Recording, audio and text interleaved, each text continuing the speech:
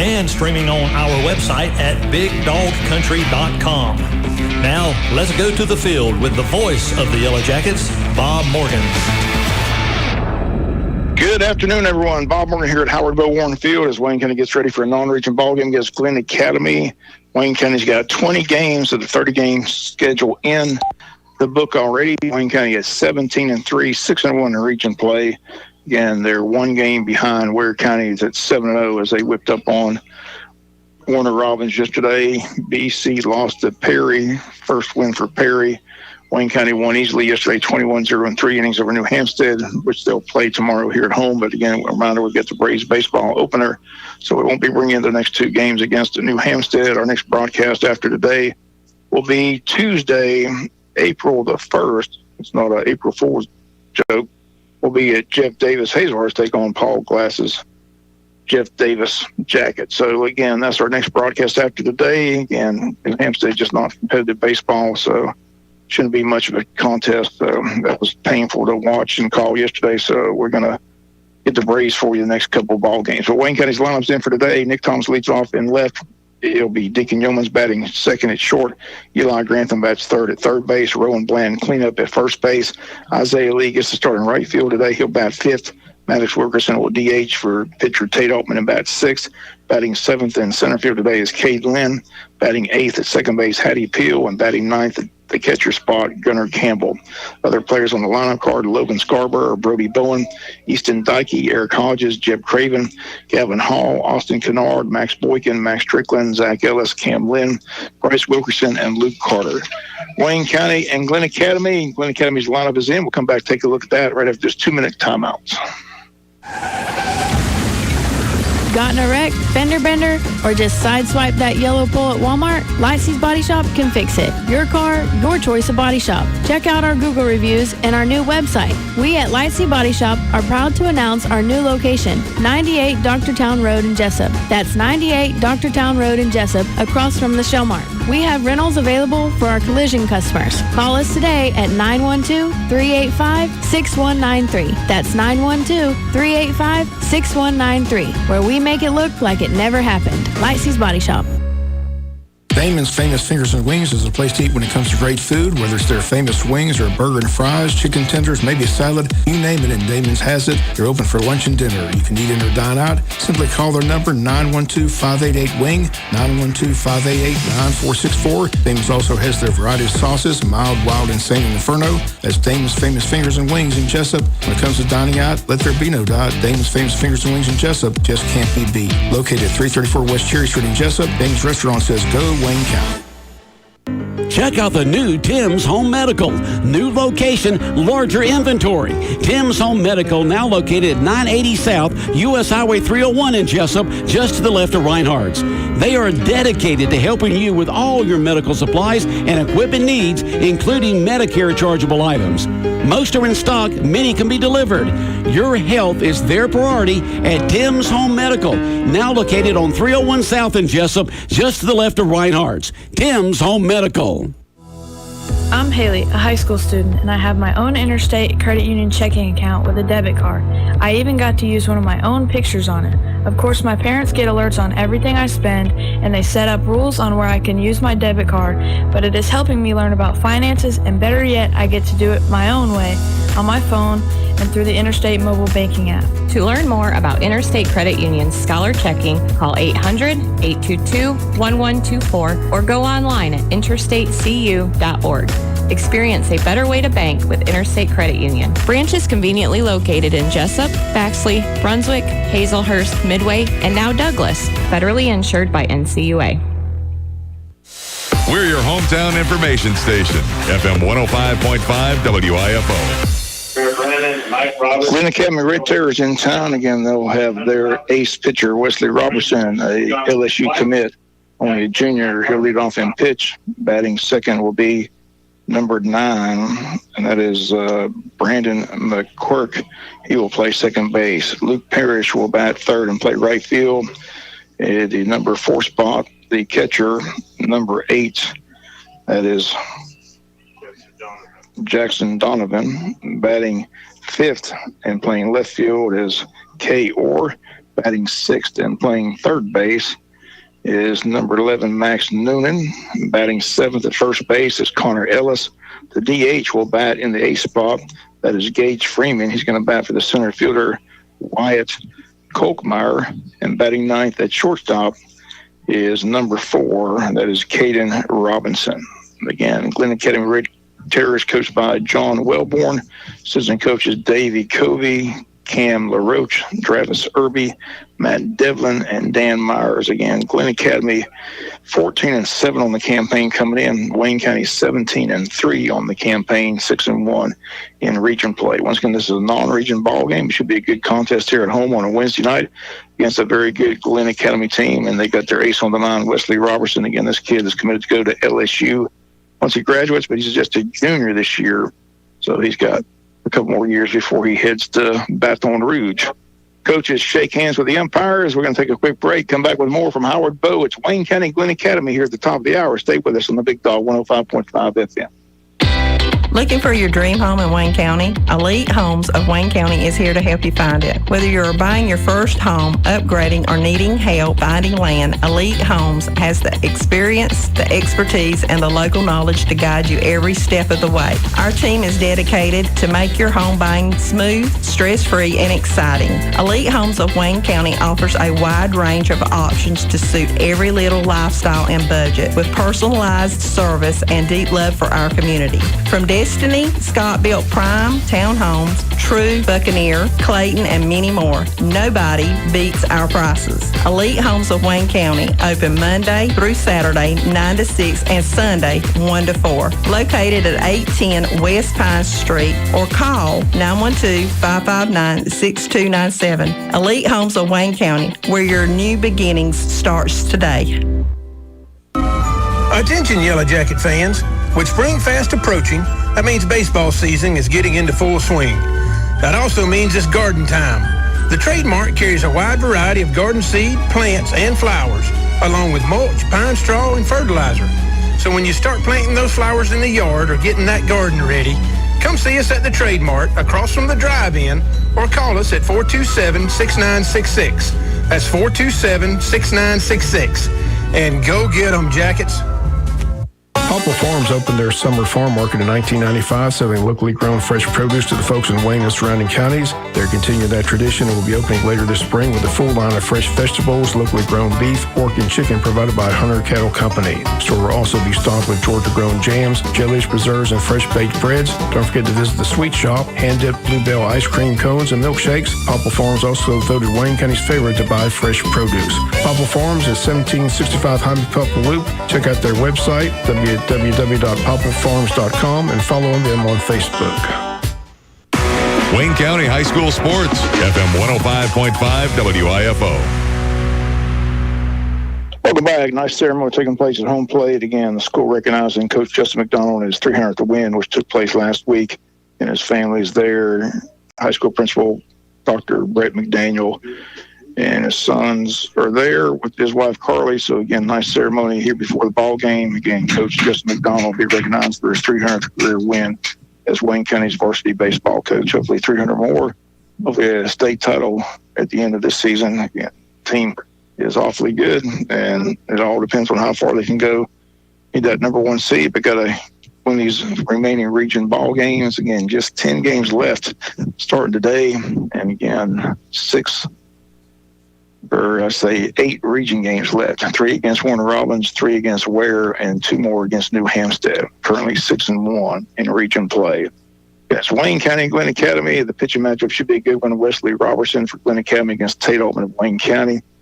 For you here on the Big Dog 105.5, the World Wide Web, and YouTube. And we'll be back with more from the Bow, and we'll do it right after the 2-minute timeouts. Attention Jesup. Is your vehicle in need of a service? At GNS Service Department, we've got you covered with expert repairs and maintenance. From oil changes to brake services, our skilled technicians ensure your car runs smoothly and safely. Trust our friendly team at GNS Service Department for fast, reliable service that won't break the bank. Visit GNS at 448 North 1st Street in Jesup, Georgia, or give them a call at 912-559-4600 at GNS Auto, where quality meets convenience. Mobile Concrete in Jesup wishes the Yellow Jackets the best of luck in today's game and wants everyone to know that no job is too big or small for Mobile Concrete. Mobile Concrete has locations in Jesup, Baxley, Brunswick, Glenville, Hinesville, Darien, and Ahunted, Georgia. Located at 1705 Highway 341 South in Jesup, just past Neesmith Chevrolet on the left. 7 plant locations with 25 mixers. Give Mobile Concrete a call today at 427-2330.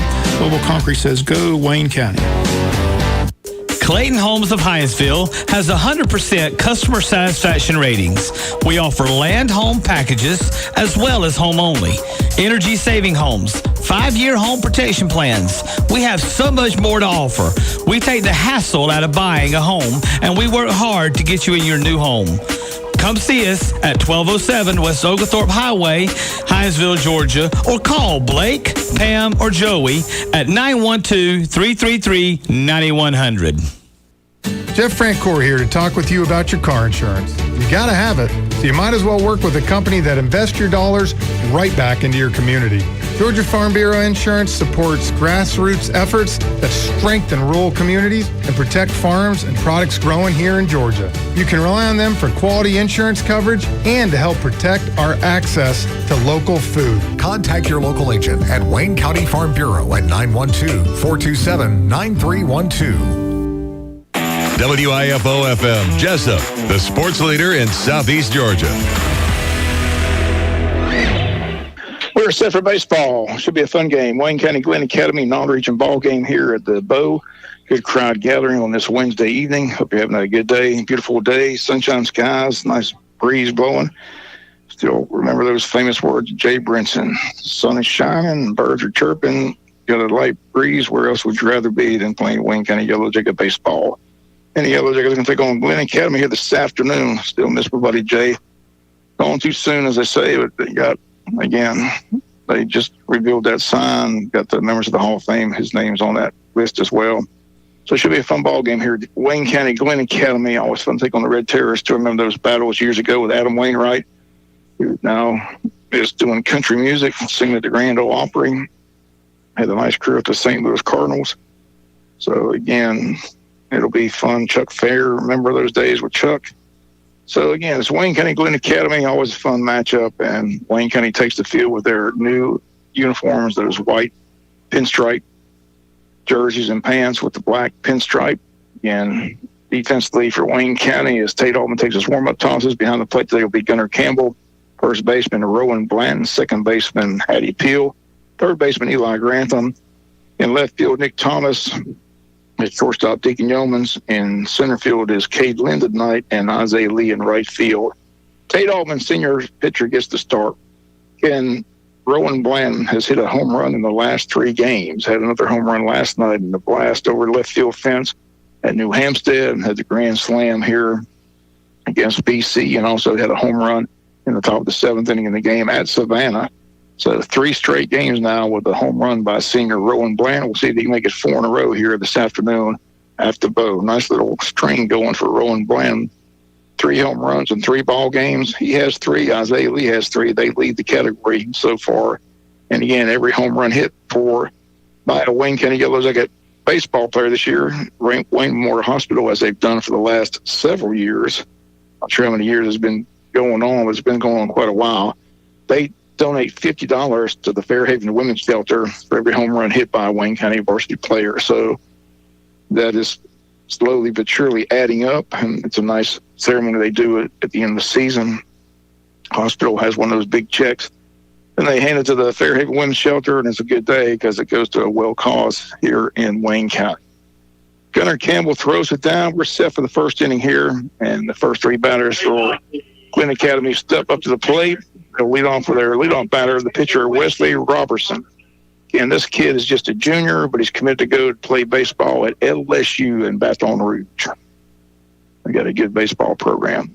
SEC, 7 teams left in the NCAA tournament starting tomorrow. They had 14 teams make the field.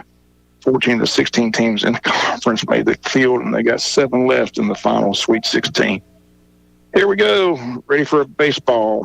Tate Altman winds and fires, and that pitch is hit up in the air. Deacon Yeomans in short left field says he's got it, and he does. 1 up, 1 down. 1 pitch, 1 out for senior pitcher Tate Altman, having a phenomenal year On the mind, picked up right where he left off last year. Damn big, strong kid, nicknamed the Fireman because he comes in to put out the fire in tight situations. He's done that the last 2 years as well. But here he gets the start against Glen Academy.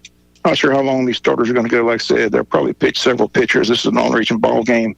They're trying to rest up their pitchers for the big run against Ware County and then to the state playoffs. Again, Warner Robins kind of like New Hampshire. They're a little bit more competitive, but they're in the same boat. They don't really have a lot of emphasis on their baseball program. Here's the wind, the pitch. That ball is lined right to second baseman Hattie Peel. 2 up, 2 down for the Glen Academy Red Terrors here in the top of the first inning. Game scheduled for 7. O'Quinn Associates post-game show after the ball game.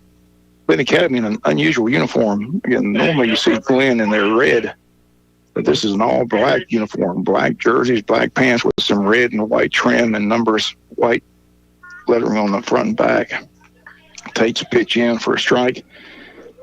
The right fielder to the plate for Glen Academy. It's Luke Parrish. And that pitch is in for a strike. Quickly, no balls and 2 strikes to Parrish. Top of the first, 2 outs, nobody on. Just underway here in Wayne County, Glen Academy. Breaking pitch misses outside. Ball 1, 1-2. And Braves baseball tomorrow. Opening day for Major League Baseball. We're going to carry that game for you live here on the Big Dog 105.5. Braves are in San Diego. And there's a strike on the corner, and Tate Altman has a 1-2-3 first inning. No runs, no hits, no errors, nobody left on base. Head to the bottom of the first. There is no score.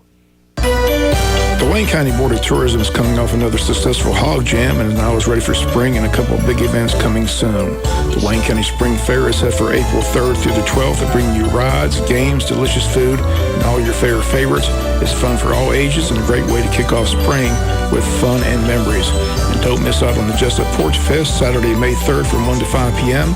Gas up the golf cart or side-by-side, or just wander the charming streets of Jesup and enjoy live music performed on the porches and lawns of historic homes and churches. Plus, check out vendors in Cracker Williams Park for unique finds and delicious treats. This is a free event, perfect for families, friends, and music lovers. Again, mark your calendars for these 2 great events sponsored by the Wayne County Board of Tourism. If you need more information, call the Tourism Board, number 912-427-3233. Wayne County High School Sports, FM 105.5 WIFO. Bottom of the first inning, Nick Thomas in left field tonight. Deacon Yeomans at short, Eli Grantham at third, followed by Rowan Bland at first base, Isaiah Lee in right, Maddox Wilkerson DH for Tate Altman, Kate Lynn in center, Hattie Peel at second base, Gunnar Campbell at catcher. Non-region ball game. Wayne County looking for their 18th win of the season, currently 17-3 on the campaign. So here we go, bottom of the first against this pitcher Wesley Robertson. Let's see what he's got on the mound. And we've seen just about everybody's best pitcher this season. That's the way it goes when you get a good baseball team like Wayne County. They're going to throw their best at you.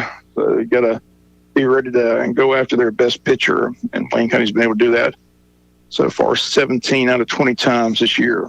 17-3 heading into tonight's ball game. Winding it down again.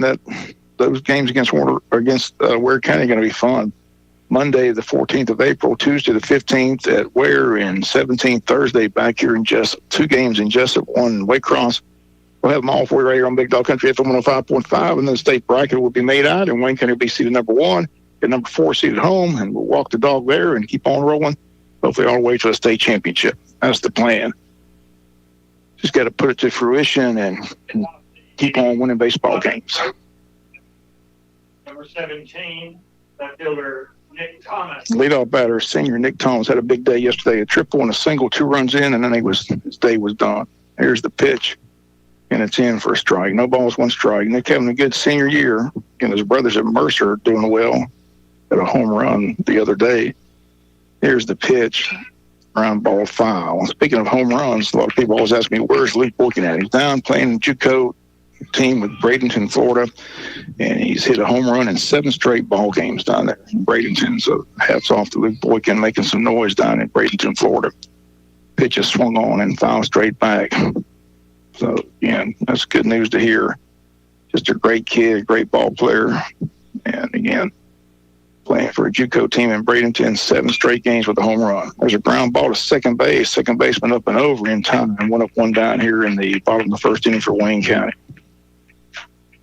Brings up shortstop Deacon Yeomans, having an excellent year for Wayne County, both offensively and defensively. Stealing a lot of bases. Number 6. I saw him this morning in Hurricanes and asked him how many stolen bases he has right now. He says he's at 19 stolen bases. Here's the pitch. Asked him how many times he's stolen third. He didn't know that, but again, he stole third many times this season. He's got great speed. Still remember him scoring that winning run a couple weeks ago here. Pitches up high, ball 2. He's fun to watch and having a great year with at the plate as well. A lot of extra base hits, a lot of doubles, has a triple. Has a home run inside the park home run. Pitches in for a strike, 2-1. Wesley Robertson, the pitcher for Glenn Academy.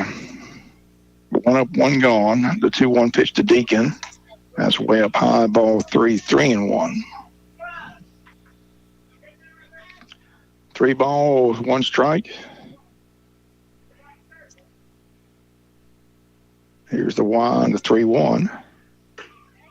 And for strike 2, 3-2. Full count, 3 balls, 2 strikes, 1 out. The payoff pitch, up high, ball 4. He loses Deacon Yeomans, and Deacon's on first base with some great speed. And we'll see how they turn him loose here in the first inning. First wall given up by Robertson. Brings up Eli Grantham, Wayne County's junior third baseman and pitcher. 6-0 on the mound. Putting on a show every time he steps on that rubber. And he's been fun to watch, fun to talk to. Just a great kid, Eli Grantham. Here's the stretch, the pitch, and it's way up high, ball 1. 1-0. 1 ball, no strikes, 1 out. Bottom of the first here at Howard Bill Warren Field, Wayne County and Glenn Academy on a Wednesday night. Stretch and the pitch. Swing and a miss, strike 1. 1-1. 1 ball, 1 strike to Eli Grantham. Eli just a junior this year for Wayne County. Go to first base, runner back in time. And Glenn in a all black uniform, Wayne in their white pinstripe uniform. Coach McDonald at third, Coach Chase Henson at first base. The 1-1 pitch, Deacon's going. There's a ground ball foul. A little hit and a run, but we foul it down towards the first base coach's box to count 1-2, and Deacon will have to come back to first base.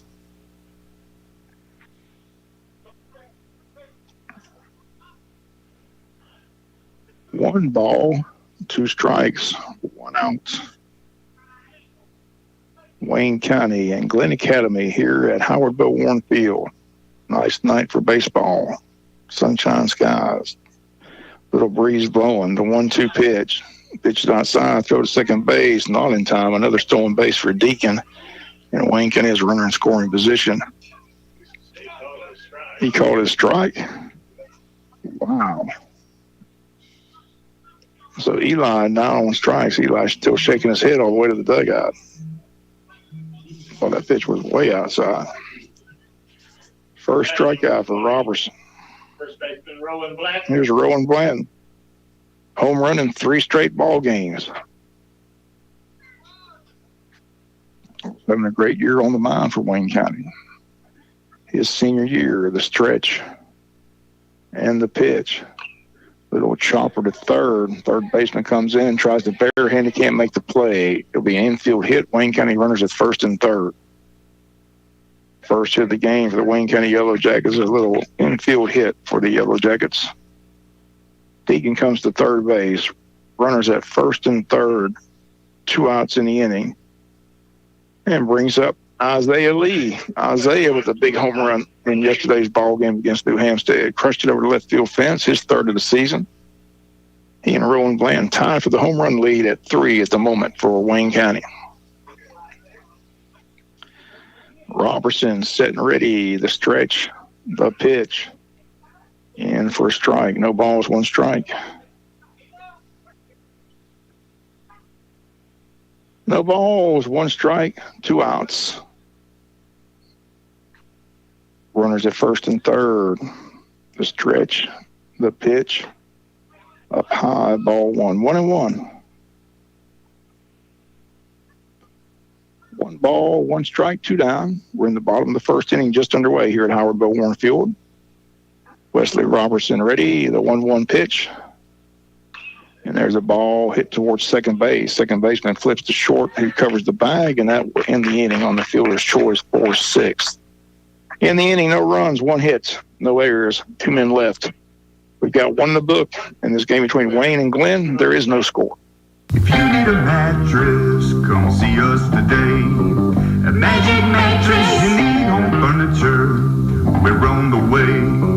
Magic Mattress, come on down to Magic Mattress. Stop on by or call us today. 256-REST, 256-7378. For a comfortable mattress and quality furniture, shop Magic Mattress and Home Furniture, 114 Allison Street, Jesup, across from AT&T near Walmart. Magic Mattress and Home Furniture, Jesup. Wayne Memorial Hospital wishes the Yellow Jackets the best of luck as they pursue region and state championships. The hard work and dedication of our coaches and student athletes has been instrumental to your success. The staff at Wayne Memorial Hospital is also dedicated to providing and delivering the best possible health care to everyone who comes through our doors. We consider it an honor and a privilege to be entrusted with your health care needs. Caring for the community isn't just our motto, it's what we love to do. Wayne Memorial Hospital, the official health care provider of the Yellow Jackets. We're your hometown information station, FM 105.5 WIFO. Top of the second, Tate Altman will face 4, 5, and 6 for the Red Terrors. Catcher will lead it off. That is Jackson Donovan. He'll be followed by Kay Orr, the left fielder, and then the third baseman, Max Noonan. 4, 5, and 6 here in the second to face Tate Altman. Had a 1-2-3 inning. Pop out to Deacon Yeomans. A line drive to Hattie Peel, the second baseman, a strikeout to the number 3 hitter. So a good start for senior pitcher Tate Altman. Pitches here in the second inning. Donovan. Catcher Donovan steps in, right-handed batter for the Red Terrors. Top of the second, game scheduled for 7. And Tate Altman set and ready. And here we go with inning number 2. Takes one, the pitch. It's in for a strike. No balls, 1 strike.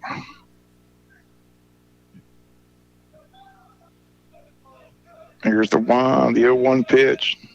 Breaking pitch, beauty, strike 2. No balls and 2 strikes. No balls, 2 strikes. The 0-2 pitch. Little ground ball right back to Tate. They're going to say it's a foul ball off his foot. So it stays 0-2. I don't know about that either. I didn't think it was a foul ball at all. I thought it was a fair ball. Now I was going to check with the first base umpire. I mean, how do you call it foul if you don't know it's foul? Oh, my goodness. The things you see in high school baseball. And I feel for the base runner, if he called it a foul ball, the base runner's definitely not running, or the batter. They're going to call it a foul ball because McDonald didn't see it that way.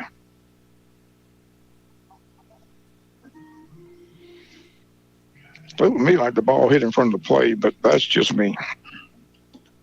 I'm sure Coach McDonald had a better view than I did. He's a lot closer. But the home plate umpire called it a foul ball, so the runner or the batter never took off. So it's an 0-2 pitch, 0-2 count. Instead of 1 up, 1 down, it's a 0-2 count to the catcher, Donovan. Tate Altman ready to wind the pitch. They struck him out, so it doesn't matter. Second strikeout in the game for Tate Altman. 1 up, 1 gone in the second for Glenn Academy. Brings up Kay Orr. Number 19 with Orr. The left fielder.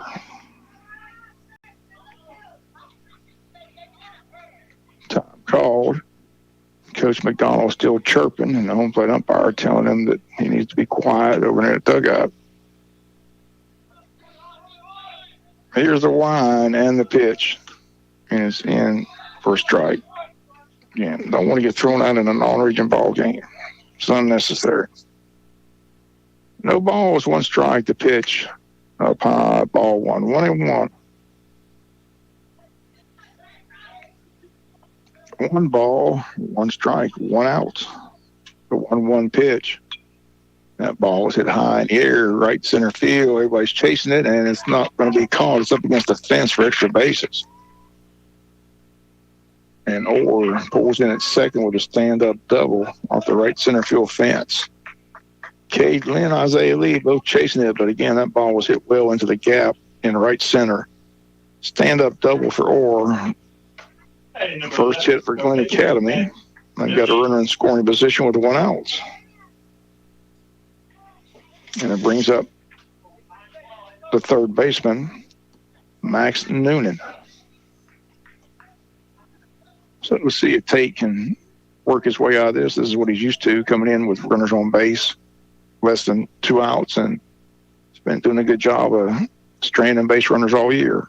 Pitches in for a strike, no balls, 1 strike. Going to remind our next broadcast is going to be Tuesday, April 1st, when we go to Hazelhurst. We're going to skip the 2 games against New Hampstead because it's just not competitive baseball. They'll be here tomorrow, so you can watch that ball game if you want at 6 o'clock. But again, it's not very fun baseball. There's a line drive. If it's fair, it's a foul ball. And quickly, no balls and 2 strikes. Again, 21-0 in 3 innings yesterday. They didn't take up any money to get in. They didn't sing the national anthem. I mean, it was just, like I said yesterday, I'll repeat it. It makes you realize what you do have and how blessed we are to have a good baseball program, feeder program. They just don't put any emphasis on the baseball program in some of these high schools. Here's the pitch. Down low. Now, football's a different story. They got a good football team. They put a lot of emphasis on that. Same thing with the Warner Robins. They got a Taj Mahal Stadium and win state championships. But when it comes to baseball, totally different story. 1 ball, 2 strikes. Tate Altman ready. Runner at second base. The 1-2 pitch. Swing and a miss. He struck him out. Strikeout number 3 in the game for Tate Altman. And there's 2 down, runner at second base. And it brings up the first baseman, Connor Ellis. Hey, number 14. Connor Ellis. Tate Altman set ready to stretch. And a bluff throw, second base, runner back in time. Wayne County, Glen Academy, second inning action, top half, no score. Senior Tate Altman getting a start for Wayne County. The stretch, the pitch, that ball is hit in the right field. Isaiah Lee coming in, makes the diving catch to end the inning. So they come up empty. No runs, 1 hits, no errors. They strand the runner at second base. We go to the bottom of the second. Score reads Wayne County 0, Glen Academy 0. You've changed thousands of diapers, cut off hundreds of crusts, played hours of peekaboo and duck, duck, goose because you'd do anything for your kids. That's why it's so important to protect them with life insurance from State Farm. I'm Robin Eubanks, and I will help make it easy and affordable to help you protect your family no matter what the future holds. Because for the people you do anything for, life insurance could mean everything. Call me today, State Farm Agent Robin Eubanks, and we want to wish the Wayne County Yellow Jackets a winning season. Jim Boykin of Boykin Steel and Crane wish the Yellow Jackets the best of luck this season, and Boykin Steel and Crane's legacy will make your foundation stronger as they specialize in steel fabrication, industrial maintenance, steel erection, crane rentals, and concrete. Boykin Steel and Crane in operation in Jesup and Wayne County since 1972. Jim Boykin has taken over the family business and continues to do what's best for his community. Boykin Steel and Crane located on the Savannah Highway in Jesup. The number to call is 427-7751. Boykin Steel and Crane. Again, wishing the Yellow Jackets the best of luck. Wayne County High School Sports, FM 105.5 WIFO. Bottom of the second for Wayne. It'll be 6, 7, 8 hitters for Wayne County. Maddox Wilkerson, the DH. Batting for pitcher Tate Altman. Cade Lynn getting a start in center field. And Hattie Peel. Anybody gets aboard, it'll be the catcher Gunnar Campbell. Here's the wind and the pitch. A swing and a miss, strike 1. No balls, 1 strike. Wesley Robertson, LSU commit, on the mound today for Glen Academy. Here's the wind, the 0-1 pitch. And that ball swung on and fouled back quickly. No balls and 2 strikes with Maddox Wilkerson. And Wayne 17-3, 6-1 in the region play. I'm going to be 8-1 after this week. There's a ball hit well to left field. Left fielder going up, looking up, and it is off the wall. Extra bases for Wilkerson. Wilkerson's on his way to second base with a stand-up double. And the Yellow Jackets have a leadoff man on and nobody out.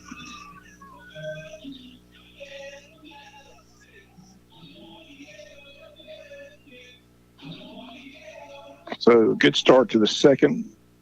Wayne County's second hit of the ball game. And it brings up Cade Lynn.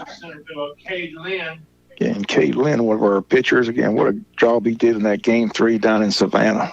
And needed that win desperately, and Cade Lynn came through. Tate Altman closed out the 6th and 7th, and that was big for Wayne County to get that second win against the BC Cadets, take 2 out of 3 of that series. That was a huge win. Eli beat him pretty badly here, struck out 11, but that rubber match game 3 down in Savannah, good crowd on hand down at Benedictine. Sandnats won that ball game, 1,000 to whatever, and they were everywhere, but Cade Lynn stepped up, did a great job, and Wayne County got out there with the victory. He's got the start in center field today. First 2 pitches are up high, ball 2. 2 balls and no strikes to Cade Lynn, his senior year for Wayne County. Hattie Peel, junior second baseman, on deck. Wilkerson at second base with a leadoff double here in the bottom of the second inning. Wayne County looking to get on the board here. Robertson ready to stretch the pitch, and that's in for a strike. 2 balls, 1 strike. NCAA basketball picks back up tomorrow. Sweet 16, 7 SEC schools still in the field. Auburn and Florida, both number 1 seeds, they're still alive. Tennessee, a 2 seed, they're still alive. They take on Kentucky tomorrow. Here's a swing and a miss, strike 2. Tennessee and Kentucky are going to play for a 3rd time this season. Played twice during the regular season. Kentucky won both regular season matches, but this is NCAA tournament time, so we'll see how that plays out. When Tennessee's hitting from the outside, they're awfully tough. 2-2 pitch, the Cade Lynn. Here it comes. And Cade hits a fly ball to center. Pretty well hit. Center fielder says he's got room, though. He does. He makes the catch. Wilkerson tags and comes to third, and he'll hold up at third base. But there's 1 down in the inning, but the runner's at third with 1 away. Nice hit by Cade Lynn deep to the ballpark, but again, center field, the deepest part. That's 400 to dead center. Here's second baseman Hattie Peel, junior season for Wayne County. Gunnar Campbell, junior catcher, on deck for the Yellow Jackets. Batting number 8, second baseman Hattie Peel. See if the Jackets can get this run home. Here's a wind, the pitch from Robertson, and a hit batter. Inside pitch, plunks Hattie Peel, and Wayne's got runners at the corners, 1st and 3rd. Inside fastball, hits him right on the shoulder, and Wayne's got runners at the corners. Here's Gunnar Campbell. Gunnar with the big double in yesterday's game down in Savannah. 29, pitcher Gunnar Campbell. So here we go.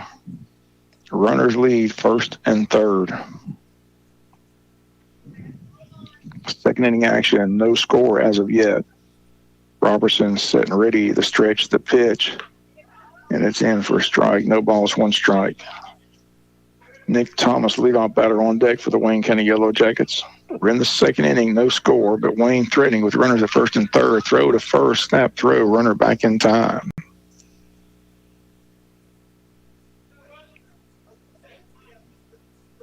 Another throw to first base, again, runner back in time.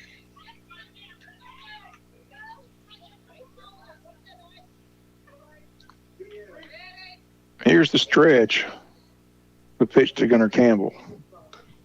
Outside, ball 1, 1-1.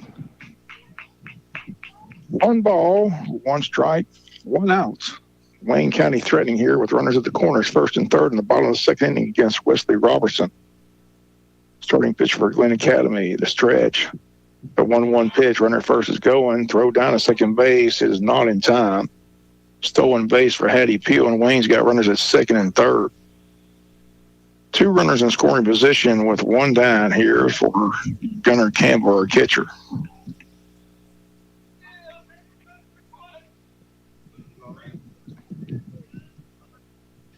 Robertson's now will go with the full wind-up with the runners at second and third. Here's the wind and the pitch. And that's in for a strike. 2 balls and 2 strikes to Gunnar Campbell. 1 strikeout thus far for Robertson.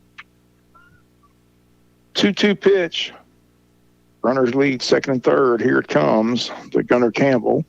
And Gunnar hits a ground ball to short. Shortstop bobbles it, and we're going to score 2 runs as Hattie Peel's going to score. And it's an error at shortstop, and Wayne County leads it by a score 2-0. Just ate him alive. Just couldn't handle the ground ball. Wayne takes advantage of that and leads it by a score 2-0 here in the second inning against Glen Academy.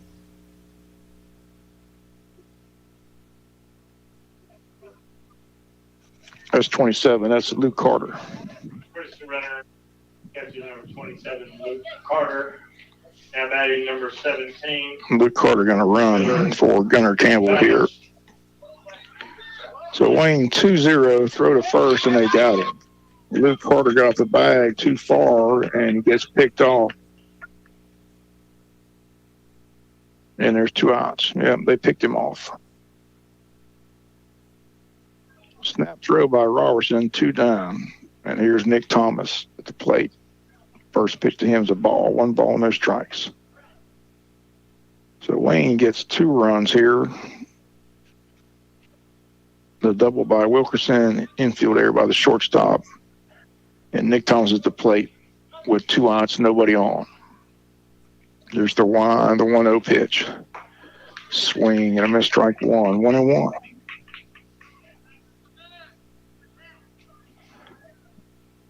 One ball, 1 strike, 1 pitch. And it's outside, ball 2, 2-1.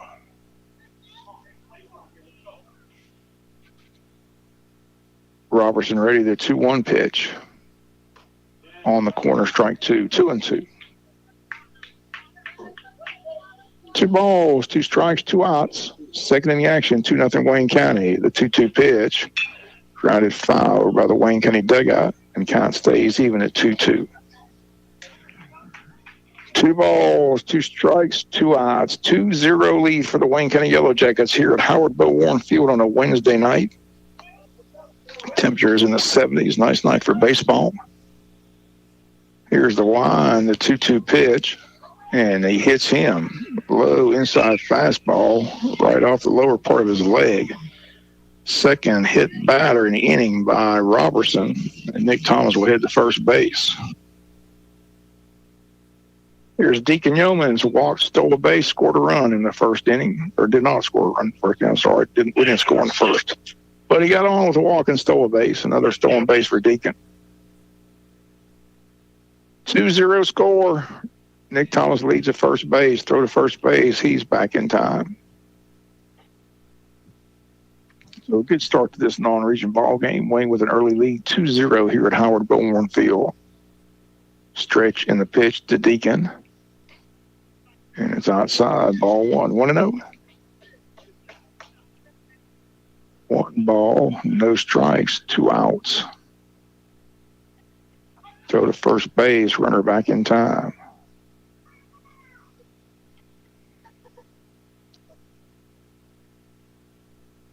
One ball, no strikes, the 1-0 pitch. Down low, ball 2, 2-0. 2 balls and no strikes to Deacon Yeomans.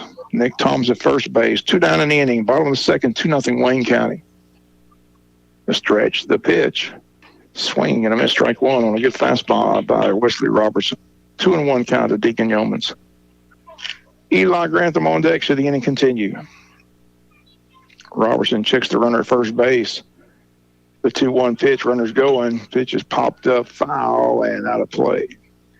Count evens 2-2 to Deacon Yeomans.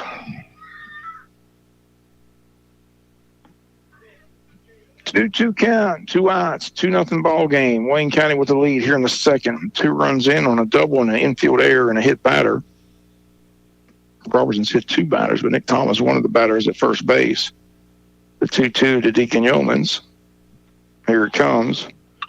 Deacon, line drive, base hit, right field. I take it back. That is a base hit. He beats it out. It ricocheted off the first baseman's glove towards the second baseman towards right field, and he makes it closer than it. I thought Deacon was going to make it easily, but Deacon's got a base hit, and Nick Thomas is at second base. Line drive off the first baseman's glove again towards the right field. Second baseman fields it and throws, and Deacon beats it out for the infield hit. Third hit in the game for Wayne County. Eli Grantham, strikeout victim, bats with 2 on and 2 outs, and Eli hits a ball foul past third. And it's no balls and 1 strike to Eli Grantham. Rowan Blanton on deck. Wayne County 2, Glenn Academy 0 here in the second inning here at home. Wesley Robertson stares in the stretch. And the 0-1 pitch. Here it comes. And Eli hits the ball to right field. Right fielder makes the catch. That ends the inning. But the Yellow Jackets get on the board. 2 runs, 2 hits, 1 error, 2 men left. Got 2 in the book in this non-region ball game with Wayne and Glenn Academy. Score reach Wayne County 2, Glenn Academy 0. Prime South is not a bank on Wall Street. We're more Main Street. But we're a bank of many stories. Stories of customers reaching for the sky. Community banks are the preferred lender of people building their success story and make 2 out of every 3 small business loans. Our local lenders know your name and your story, which means more flexibility to help you turn the page. Prime South Bank, find your prime. Member FDIC, Equal Housing Lender. Sheriff Chuck Mosley and his staff want to wish the Wayne County Yellow Jackets the best of luck this season. Hope they can bring back that state championship trophy. Sheriff Mosley has made a commitment to battle the drug dealers in Wayne County, and he and his team have joined forces with the Jesup PD for a joint task force in the war against drugs in Wayne County. But the department needs and wants your help. If you know or see any illegal drug activity, Sheriff Chuck Mosley encourages you to simply call the Sheriff's Department at 427-5970 or the Jesup PD at 427-1300. Sheriff Mosley asks that everyone do their part in helping fight the drugs in Wayne County. Sheriff Mosley again wishing the Wayne County Yellow Jackets the best of luck this season. We're your hometown information station, FM 105.5 WIFO. Third inning action, 8-9-1 to face Tate Altman out there for his third inning work. It'll be the DH to lead it off. That is Gage Freeman. He's batting for the center fielder, Wyatt Kolkmeyer. It'll be Caden Robinson, the shortstop, and then the top of the order, Robertson, the pitcher. 8-9-1 here in the third to face Tate Altman, who has 3 strikeouts in the book. He's allowed just 1 hit, no runs. Wayne County with an early 2-0 lead here at home at Howard Bo Warren Field. Reminder of Rays baseball tomorrow in San Diego. We'll have that game for you here on Big Dog Country at 105.5. 55th straight year carrying Atlanta Braves baseball. My Sports Illustrated magazine in the mail today and looked at the baseball preview. They got the Braves to finish third in the division behind both the Phillies and the Mets. So hopefully they don't know what they're talking about, but that's their prediction for the season. Of course, I got the Dodgers winning it again with all those Japanese players in that lineup, including O'Shea Ohtani. But the MLB season gets underway beginning tomorrow. Should be a lot of fun. Here's the wind and the pitch. Here's a fly ball left field. It's a fair or foul. It is a foul ball. No balls and 1 strike. Opening day, always a lot of fun. As a child, I was able to go to a couple opening days in Pittsburgh. That's always a fun day. Opening day of the baseball season. It's a long season. It goes all the way to October. Hopefully the Braves will have a good season. Ronald Acuna Jr. is set to get back in mid-April. Spencer Strider expect to get back in April, so there's still got a few guys on the injured list. They're hoping to get them back. There's a pitch in for a strike. No balls and 2 strikes. Here it's 2-0 Wayne County taking on Glenn Academy in a non-region ball game. Tate line 0-2 pitch.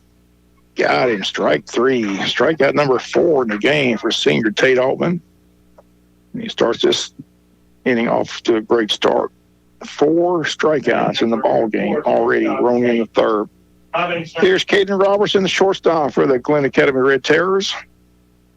Again, this is the only time we see Glenn Academy. There's no game down in Brunswick. I'm going to play home and home, but not this season. Just 1 game against Glenn. And only one game this year against Jeff Davis. That's going to be at Jeff Davis. That's on Tuesday of next week, April 1st, and we'll be there to bring you that game live on the Big Dog 105.5. And I'm going to skip these next two games with New Hampstead because Wayne's going to put those in the book and probably do it just like they did last night in 3 innings. If it goes more than 4, it's a miracle. 2-1 pitch. Here's the 2-1. And it's in for a strike, 2-2. 2 balls, 2 strikes, 1 out. Wayne 2, Glen Academy 0. Tate Altman ready, the 2-2 pitch. Got another strikeout. Strikeout number 5 in the book for Tate Altman. He's rolling here in these first 3 innings. 5 Ks. Here's Robertson, the leadoff batter, popped out to Deacon Yeomans in short left field back in the first inning. And this is, after this, just 9 games remaining on that schedule. 3 with the Gators, 3 with Warner Robins, 1 with Jeff Davis, and 2 more with New Hampstead. After this week, they'll be down to 7 games. 7 games left after the weekend. It'll be 3 with Warner Robins. Again, 2 of those are at Warner Robins, and 3 with the Gators, and 2 of those are at home. Then the state bracket will be written up, and Wayne County will get ready to host some state playoff action. There's a pitch in for a strike. It's 1-1 to Wesley Robertson as the season winding down. The next week, just 1 game. That's the non-region game at Hazelhurst. And then the following 2 weeks is back to region play. 3 with Warner Robins, 3 with Ware County, and then get ready for state playoff action. Hard to believe we've already played 21 games after today. So 30 games. Seems like we just started. Pitch is in for a strike. He strikes out the side. 6 strikeouts for Tate Altman, who's rolling here at Howard Bo Warren Field, putting on quite a show. In the inning, no runs, no hits, no errors, nobody left on base. We hit to the bottom of the 3rd. Score remains Wayne County 2, Glen Academy is 0. Come on down to Captain Joe's Seafood, a local family-owned business where we have been serving the community the freshest seafood for nearly 50 years. Here at Captain Joe's, we treat everyone as a captain should be treated with our great friendly service and our delicious meals. Also, try our fresh salad bar that would knock the boots off of any pirate. We are conveniently open Tuesday through Sunday, 11 to 9, in Baxley, Waycross, Jesup, and Midway. We can't wait to see you here. Captain Joe's is a proud sponsor of the Wayne County baseball team. Go Yellow Jackets. Wayne Drug Company is more than a pharmacy. They are your neighbor. Have been for over 50 years. Wayne Drug offers competitive pricing, no long waits, and free delivery within the city limits. They will be glad to serve you and answer any questions. Fast, accurate prescription service with a drive-through window.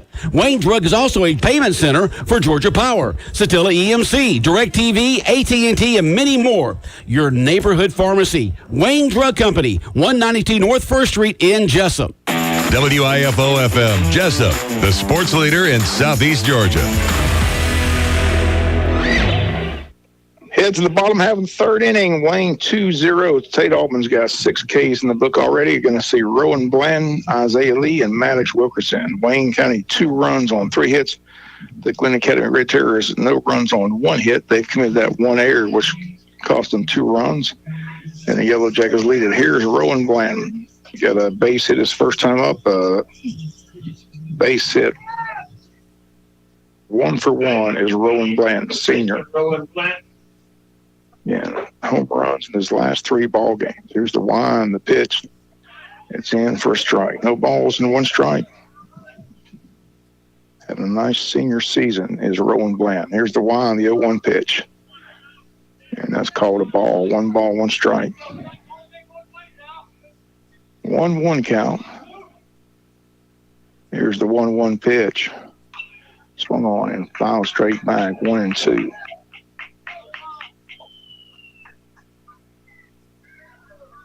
One, 2 count. Here's the wind, the 1-2 pitch.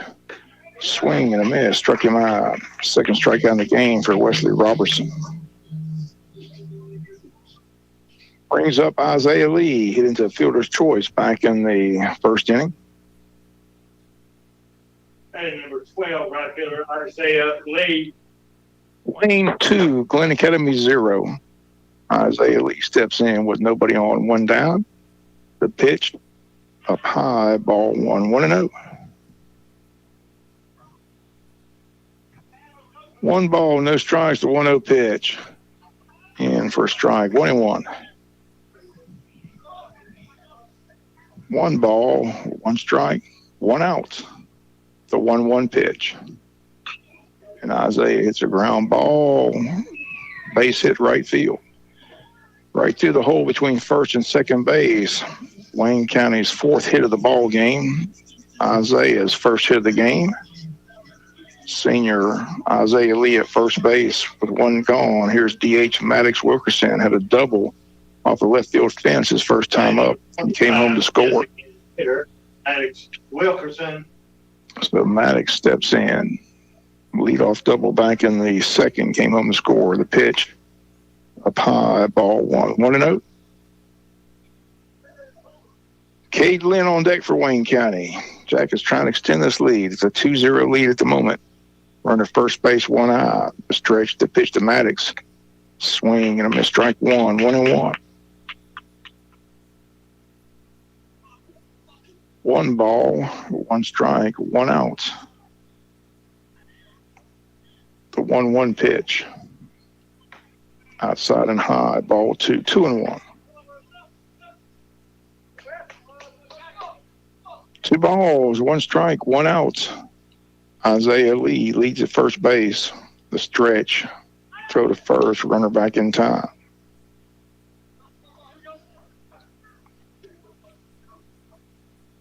Two balls, one strike, one out. The 2-1 pitch. And there's a ball ripped. Second base behind the bag, though, has it and flips to the shortstop who covers. Nice play by the second baseman. For a big eye, McQuirk with a nice play behind second base with the shortstop, another fielder's choice. And there's 2 down in the inning. Runner at first base. Number 13, center fielder Cade Lynn. Here's Cade Lynn, hit one deep to center field, but it was an out. Again, deepest part of the ballpark, 400 feet to the monster in center. Here's the stretch and the pitch. And Cade Lynn, another fly ball, another deep ball to center field, but again, just an out to end the inning. In the inning, no runs, 1 hit, no errors, a runner left on base. We've got 3 in the book here in this non-region ball game with Wayne and Glenn Academy. Score remains Wayne County 2, the Red Terrors 0. Looking for the perfect gear to take your game to the next level? At Sheffield Sports, we've got you covered. With the latest equipment, we specialize in direct-to-film, custom printing, yard sides, embroidery, and more. Whether you're outfitting your team or personalizing your gear, if you can think it, we can do it. Sheffield's is your one-stop shop for all your baseball needs, from cleats, bats, bat gloves, helmets, gloves, and more. Sheffield's has it all. We also are the one-stop shop for football, tennis, softball, soccer, cross-country, and all other sports. Come visit us today at 1516 West Orange Street in Jesup, Georgia, and let us bring your vision to life. Quality, service, and customization all in one place. At Sheffield Sports, we don't just sell sports gear, we make it your own. Owned and operated by Sean and Michelle Mullis. Come visit us or give us a call at 912-427-2982. And go Jackets! Wayne County High School Sports, FM 105.5 WIFO. Head to the fourth. It'll be 2, 3, and 4 to face Tate Altman, who's rolling here with 6 strikeouts. Just a 1-hit performance thus far, and he'll pitch here in the fourth against the 2, 3, and 4 hitters. Second baseman who made a nice play in that last inning defensively will lead off Brandon McQuirk. It'll be Luke Parrish, the right fielder, and then Jackson, the catcher, number 8, Jackson Donovan was his last name. So those are the 3 batters this inning for Glenn Academy. Senior right-hander Tate Altman. Again, 3 up, 3 down in the first, 3 up, 3 down in the third, struck out the side. Only 1 hit, and that was a double by Orr, the left fielder, back in the second inning.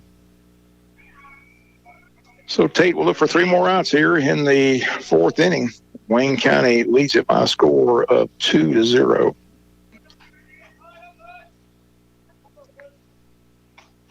So conference on the line between Tate, Eli, and Rowan. 3 pitchers on his staff. Rowan goes to first base. Eli goes to third base. And Tate will work here in the fourth against 2, 3, and 4 hitters for Glenn Academy. Tate Stares in. He's ready to wind the pitch. Breaking pitch stays up high. Ball 1. 1-0. Women's basketball kicks back in action on Friday. They are also down to the Sweet 16. Here's the wind and the 1-0 pitch.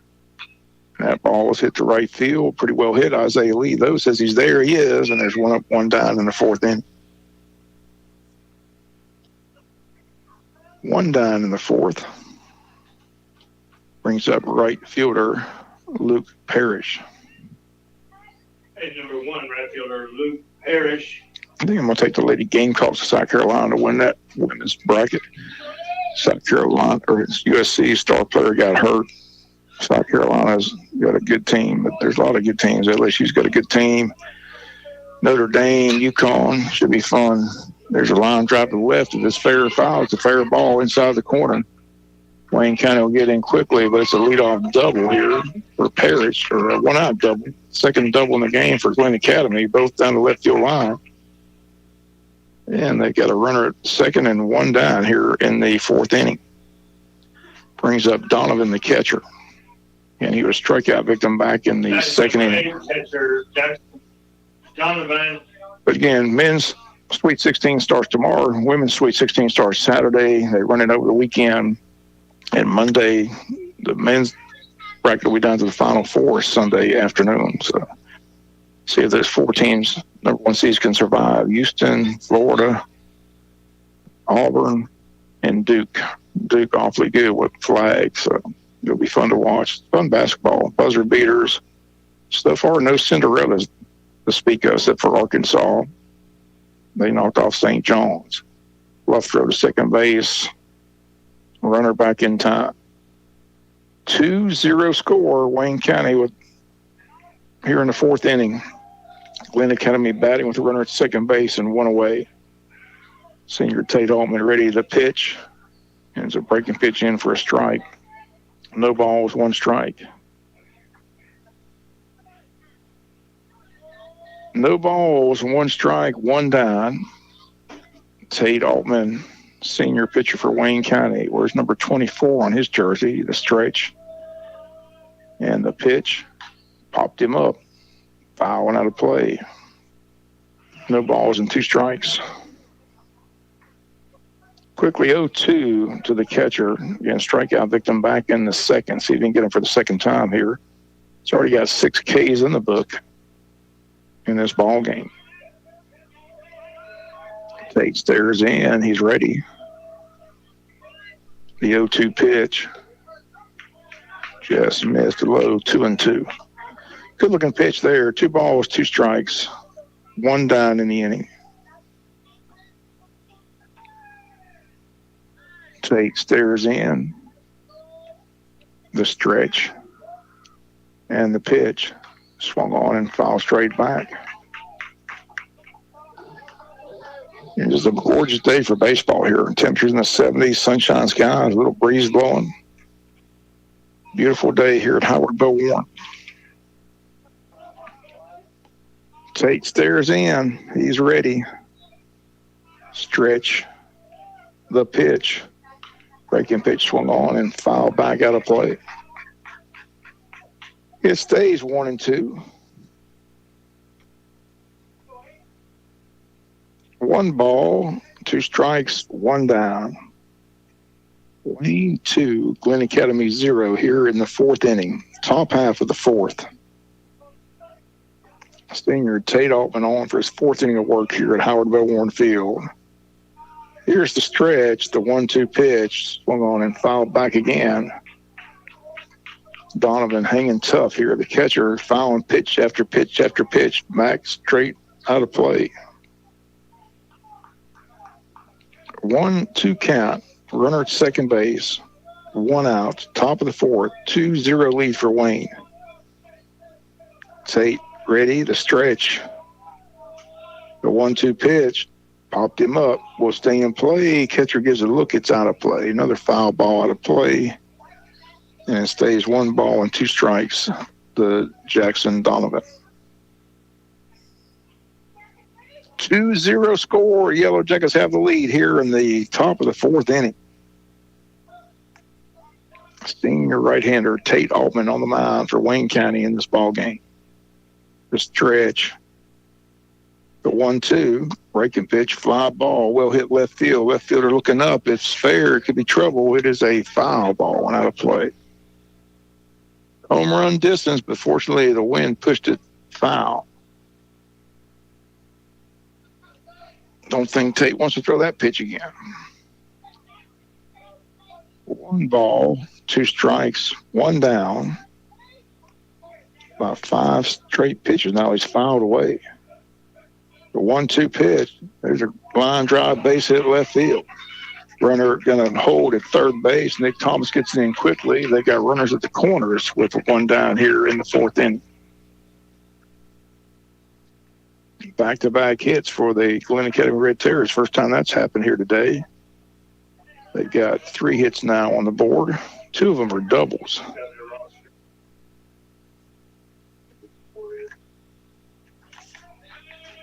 I'm getting a courtesy runner at first base. Courtesy runner number 34, Riley Daly. And Orr's back at the plate. Left fielder hit the big double back in the 2nd inning, but did not score. But he bats here with 2 on, 1 out, and Sid Arroyo is going to make his first trip to the mound to talk with Tate Altman. There is some activity up in the Wayne County bullpen. Trying to check to see who that is up there and throwing. 4. So they've got somebody up and throwing in that bullpen. Trying to think who that would be down there.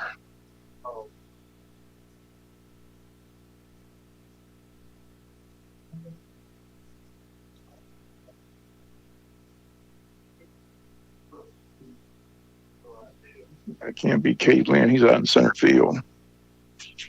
No, it could be Caitlin. That looked like they got a new center fielder out there. That doesn't look like Caitlin in center. But they must have changed center fielders. And I think they got Zach Ellis in center field and Caitlin's in the bullpen warming up. That's what I believe. So we get back to the action. They got 2 on, 1 out. And Orr, who had a double his first time up, steps to the plate. Chance to do some damage with that bat. So they're going to stick with Tate Altman at this time.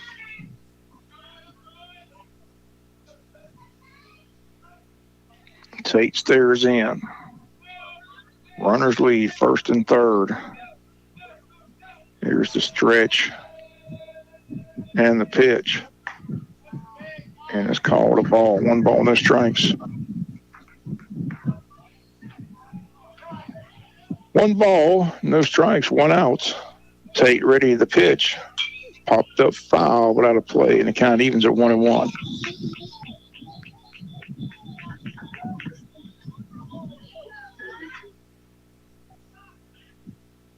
One ball, 1 strike, 1 out. Here's the stretch in the pitch. Swung on and foul back, 1-2.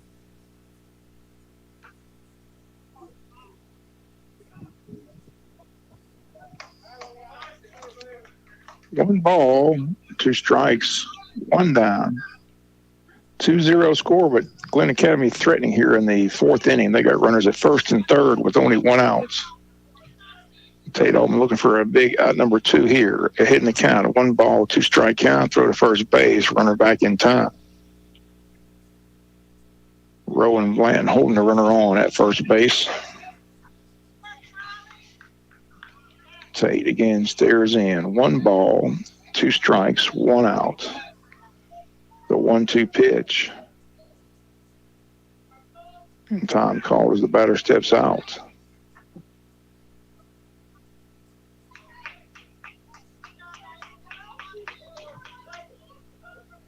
One ball, 2 strikes, 1 down. 2-0 ball game in favor of Wayne County. Runners lead 1st and 3rd. Tate with the 1-2 pitch. Just missed on the corner. 2-2. Good looking pitch there.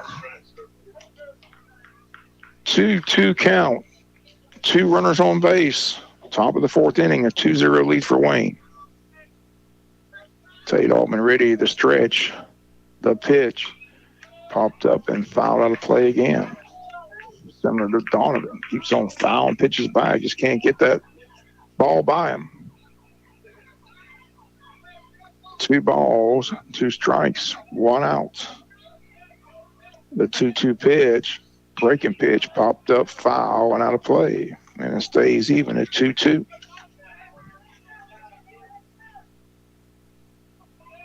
2-2 count, 2 balls, 2 strikes, 1 down. Tate Altman sitting ready to stretch the pitch. Popped up, foul, and out of play again. Count remains even at 2-2.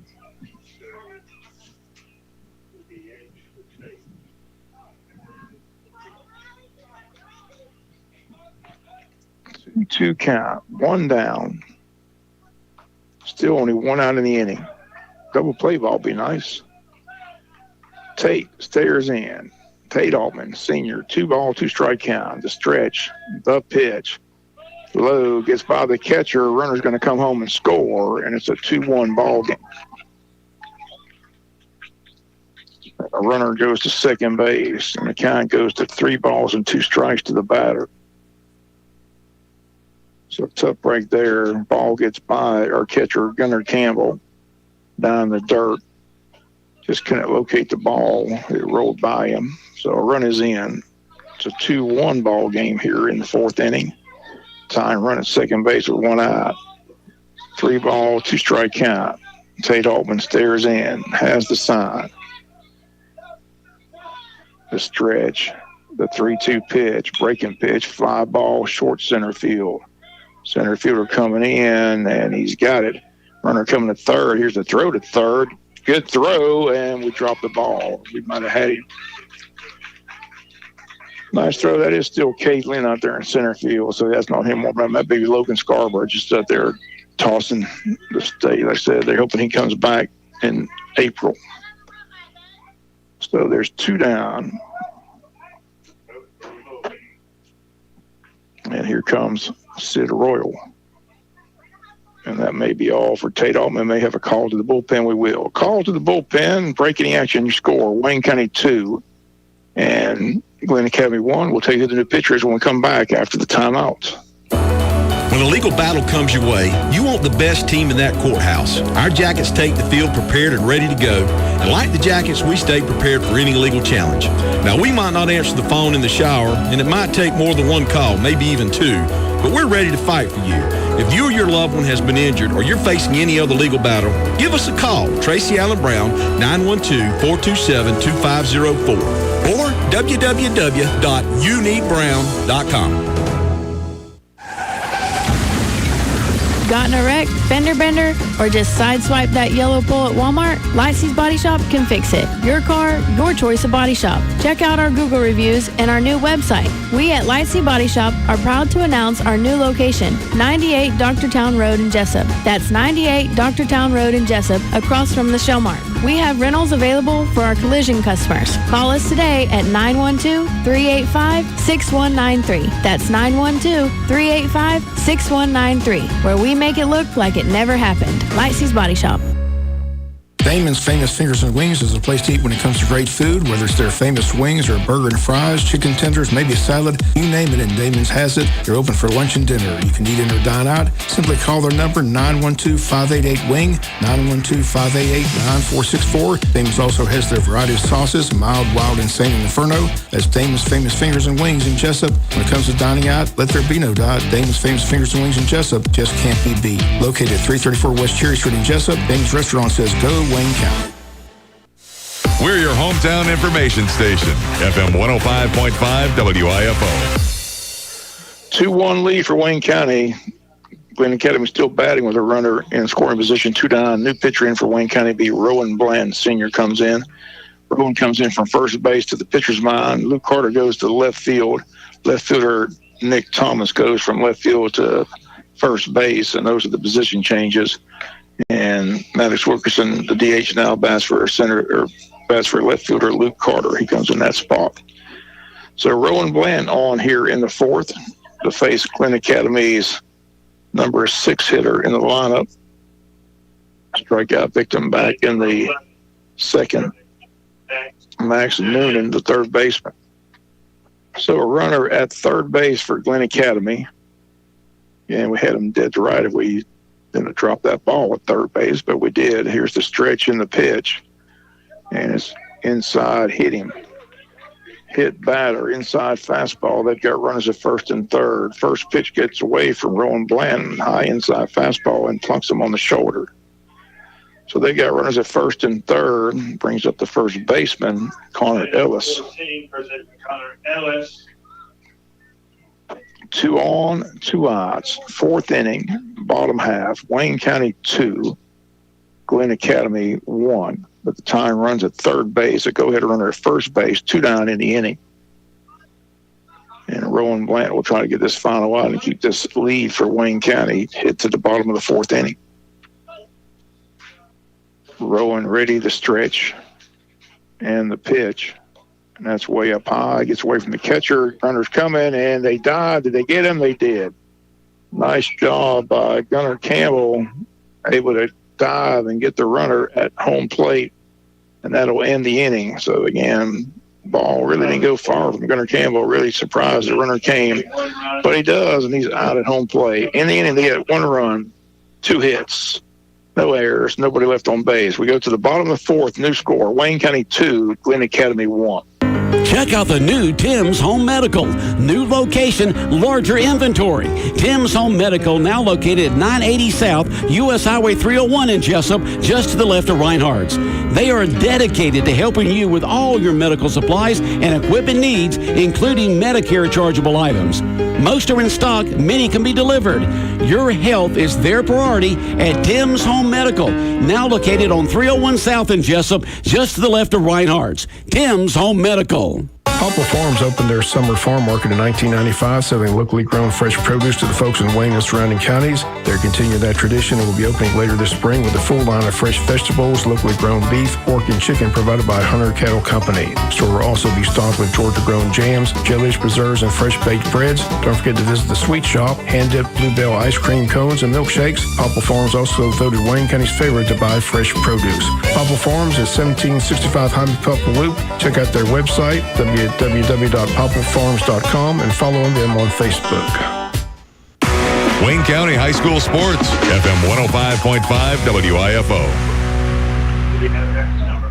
Bottom of the fourth, Hattie Peel leads it off for Wayne County. Gunnar Campbell and Nick Thomas, 8-9-1 to face Robertson, the pitcher for Glen Academy. New score, 2-1. Wayne County 2 runs on 4 hits. Glen 1 run on 3 hits. Here's the wind, the pitch to Hattie. Hattie hits a ground ball to second base. Second baseman has it, throws to first base in time. 1 up, 1 down in the fourth for Wayne County.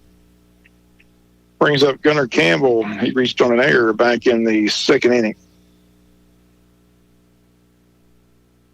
Nick Thomas, now the first baseman on deck. Robertson ready, the wind, the pitch. And that's in for a strike. No balls, 1 strike.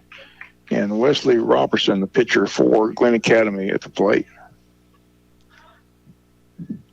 There's the pitch, and did it hit him? I believe it did. Another hit batter. It's the 3rd hit batter in his game by Robertson. Another fastball that just gets away from him.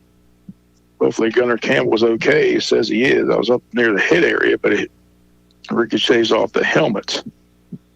So Gunnar Campbell at first base. See if they get a runner at first base for the catcher. Looking at that dugout, not sure who they're getting out there, though. Number 17, first baseman. They're going to let Gunnar run for himself. Here's Nick Thomas. And again, they are trying to get somebody out there to run for Gunnar Campbell. Coach McDonald, well, maybe not. He will run for himself. Apparently they didn't pay attention. They look like they're trying to get a runner, but they don't have one. So throw to first base, runner back in time. Nick Thomas even took time and stepped out of the batter's box.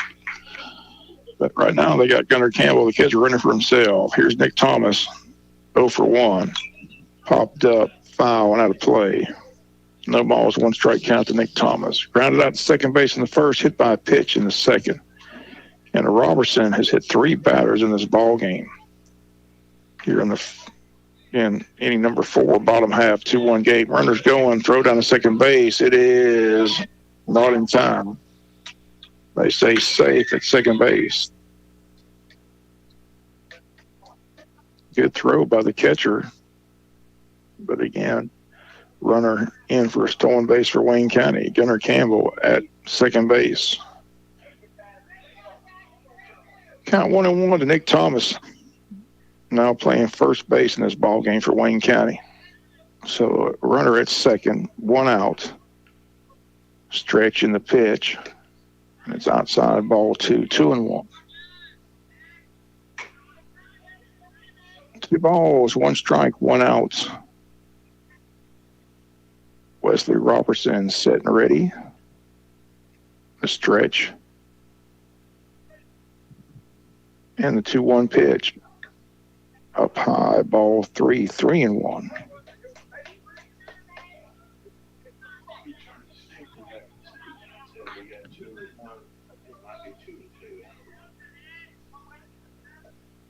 Here's the stretch, the pitch, and it's in for a strike. It's 3-2. Thomas thought it was ball 4. He's hit the first base, but the umpire says it's strike 2. 3 balls, 2 strike count to Nick Thomas. Gunnar Campbell at second base, 1 away. The 3-2 pitch, and it's up high, ball 4, and Thomas will walk to first base.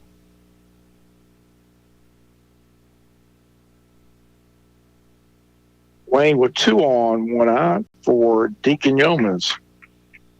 Deacon walked in the first, singled in the second.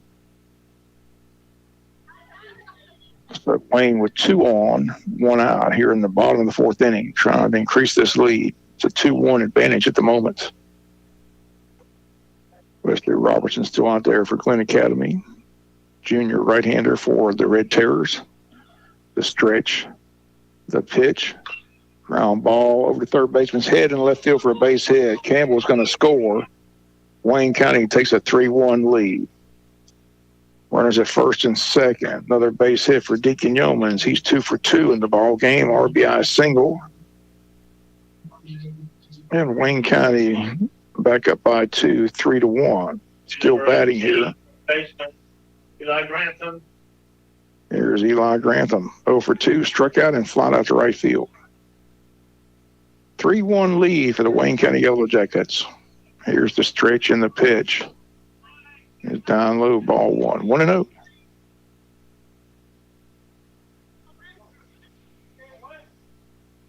One ball, no strikes, 1 out. The 1-0 pitch. In for a strike, 1-1. Rowan Blanton, now the pitcher on deck for Wayne County. 1 ball, 1 strike, 1 out. A 1-1 pitch. There's a ground ball, base hit right field. Runner around third. They're going to hold up the runner as they get in quickly. And Wayne County got bases loaded here in the 4th inning. Eli Grantham with a single to right field. So Wayne, bases loaded, 1 down for Rowan Blanton. And time called as the coach out to talk to his pitcher, Wesley Robertson, see if this is all for Robertson. Looks like it may be as they're pointing in the dugout. So it looks like we've got another call to the bullpen here, I do believe. Wait and make sure, but they pointed to the dugout. Maybe not. It's a long conversation here.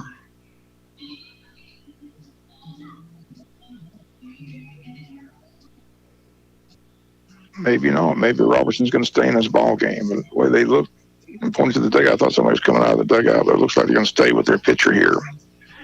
And they are. Robertson's going to stay in there with bases loaded, 1 down, and a 3-1 lead for Wayne County. Rowan Bland comes to the plate. He walked in the first. He struck out in the third. He's hit a home run in the last 3 ball games for the Wayne County Yellow Jackets. One of those was a grand slam home run against the BC Cadets. So how about a second grand slam? Here's the wind and the pitch, and there's a ground ball base hit left field. Wayne County's got one run in. Here comes the second runner home, and he will score. Deacon's going to score easily.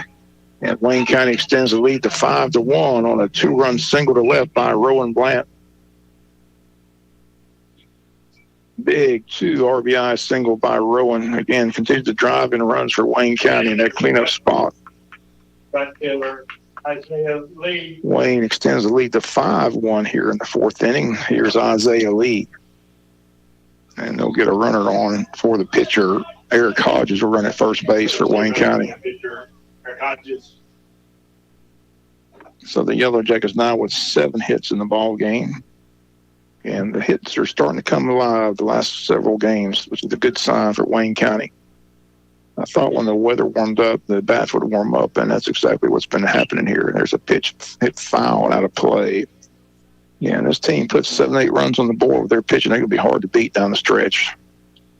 And that's what they're capable of doing. Let's hopefully it'll continue here.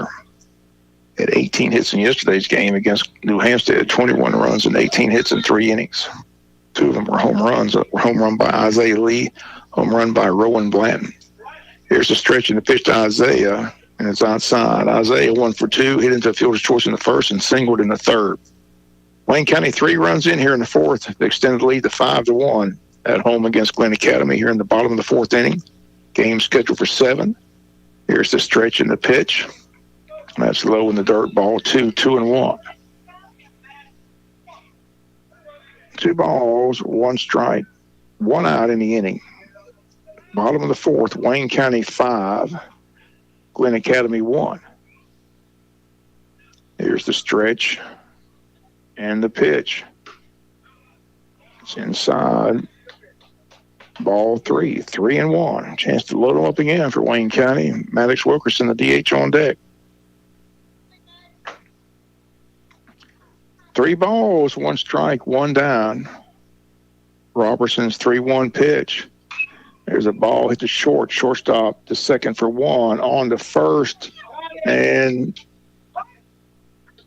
they're saying the shortstop didn't step on the bag. They're calling him safe at second base. Wow, what a break that is. Wow. Thought for sure he had the ball. I'm not sure about this call, but it's definitely going Wayne County's way for the moment. We've got bases loaded, 1 out.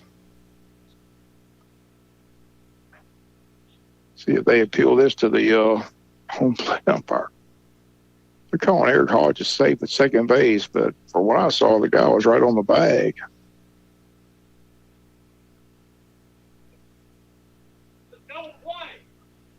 Wow. Big call there. Wayne County, bases loaded, 1 out. They say, I don't know what they say, but anyway, they're saying Eric Hodges hit safe at second base. So we'll take it. Here's Maddox Wilkerson, 5-1 lead for Wayne County, still just 1 out.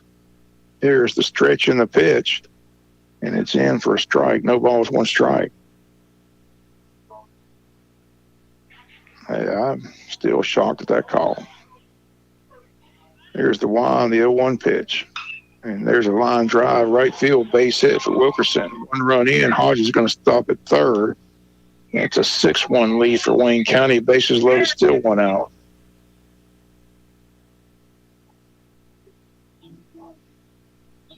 So, again, the hits just keep on coming. That's the second hit for Maddox Wilkerson, single and a double. RBI and time called, and I think this is all for Wesley Robertson. So we got a call to the bullpen here in the fourth. Your score, Wayne County 6, Glen Academy 1. We'll take a break, come back with a new pitcher after the timeout. Team in that courthouse. Our Jackets take the field prepared and ready to go. And like the Jackets, we stay prepared for any legal challenge. Now, we might not answer the phone in the shower, and it might take more than 1 call, maybe even 2, but we're ready to fight for you. If you or your loved one has been injured or you're facing any other legal battle, give us a call. Tracy Allen Brown, 912-427-2504 or www.youneedbrown.com. Looking for your dream home in Wayne County? Elite Homes of Wayne County is here to help you find it. Whether you're buying your first home, upgrading, or needing help finding land, Elite Homes has the experience, the expertise, and the local knowledge to guide you every step of the way. Our team is dedicated to make your home buying smooth, stress-free, and exciting. Elite Homes of Wayne County offers a wide range of options to suit every little lifestyle and budget, with personalized service and deep love for our community. From Destiny, Scott-built Prime, Townhomes, True, Buccaneer, Clayton, and many more, nobody beats our prices. Elite Homes of Wayne County, open Monday through Saturday, 9 to 6, and Sunday, 1 to 4. Located at 810 West Pine Street, or call 912-559-6297. Elite Homes of Wayne County, where your new beginnings starts today. We're your hometown information station, FM 105.5 WIFO. New pitcher for Glen Academy. We're not really sure who it is, though, because, like I said, they've got number 2 here, but they crossed his name out and put somebody else's name, and we just can't read the writing. It looks like Keegan somebody, but all I know is his number 2 tall right-hander, so I apologize for that. But, again, we got their lineup, and they crossed out number 2's name and put another name up there, but can't read it at this time, so we apologize for that. But they do have a new pitcher in Wayne County, close to possibly closing this ball game out early. A 6-1 lead, runs 7-8-9 on the base paths, and number 10 at the plate, and number 13 going to bat for Wayne County, Cade Lynn. So Cade Lynn over 2 with 2 long fly balls to left.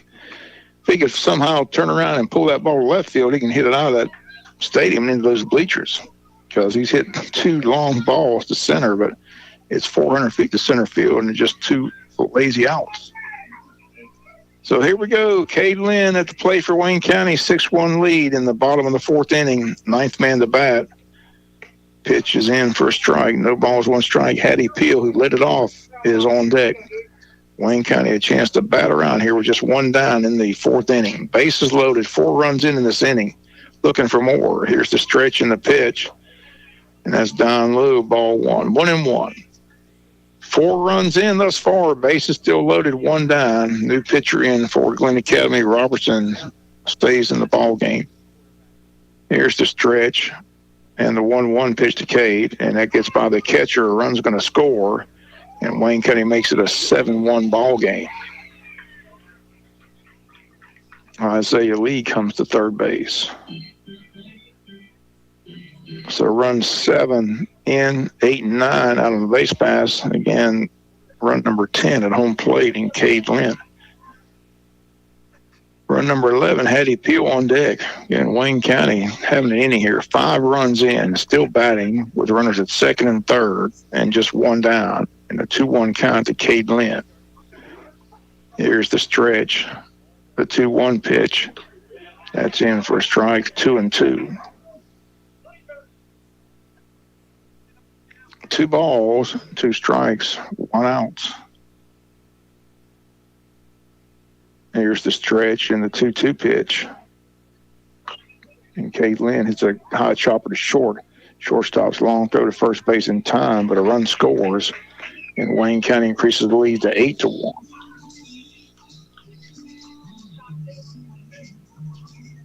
And we bat around in the 4th inning. Hattie Peel, who led it off, will bat here. Grounded out to second base to start the inning. Second baseman Hattie Peel. So 2 outs, 6 runs in. Here's the stretch and the pitch. And the ball gets by the catcher again. Another runner's coming home, and he will be tagged out. Catcher flips it to the pitcher, who tags Mattis Wilkerson on. That ends the inning. So Hattie Peel will lead off in the 5th for Wayne County. In the inning, Wayne gets 6 runs on 4 hits. No errors. And 1 man left on base. We've got 4 in the book here at Howard Bill Warren Field. Score reads now, Wayne County 8, Glen Academy 1. Attention, Yellow Jacket fans. With spring fast approaching, that means baseball season is getting into full swing. That also means it's garden time. The Trademark carries a wide variety of garden seed, plants, and flowers, along with mulch, pine straw, and fertilizer. So when you start planting those flowers in the yard or getting that garden ready, come see us at the Trade Mart across from the drive-in or call us at 427-6966. That's 427-6966. And go get them, Jackets. Is your checking account broke? These days, every little bit helps. So if you can eliminate monthly checking charges, why wouldn't you? At Interstate Credit Union, we'll help you afford everyday living with our low to no cost products and services. Call 800-822-1124 or go online at interstatecu.org to experience a better way to bank with Interstate Credit Union. Branches conveniently located in Jesup, Baxley, Brunswick, Hazelhurst, Midway, and now Douglas. Federally insured by NCUA. WIFO-FM, Jesup, the sports leader in Southeast Georgia. Into the fifth, 7-8-9 for Glenn Academy to face Rowan Bland on for his second inning of work here. And came in and got the final out of the fourth inning. And Wayne County 8, Glenn Academy 1 here in this non-region ball game. Top of the fifth inning, game schedule 7. Rowan ready to wind the pitch. And it's way up high, ball 1, all the way to the backstop. And hit a batter to start his first runner thrown out. Here's the wind and the pitch. Again, way up high, ball 2, 2-0.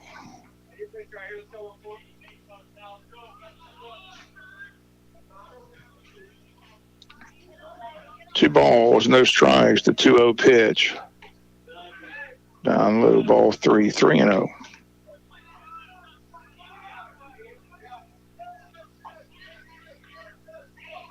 Three-0 count. In for strike, 3-1.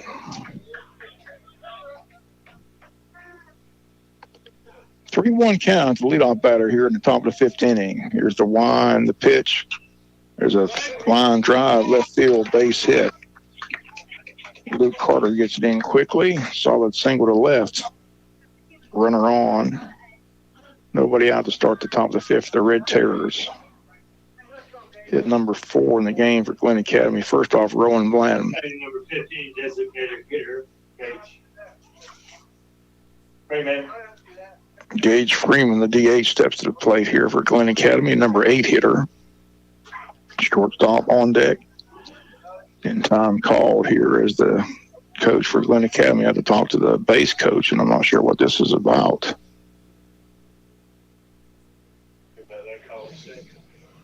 He's still talking. I mean, that's kind of late to be talking about that.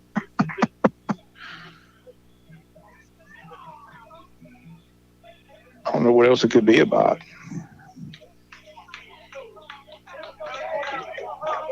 I mean, a base hit, runners at first base, so what are we discussing? I'm just not sure what third base coach is discussing there. So, anyway, back to live action. DH steps to the plate. Rowan Bland ready to stretch the pitch.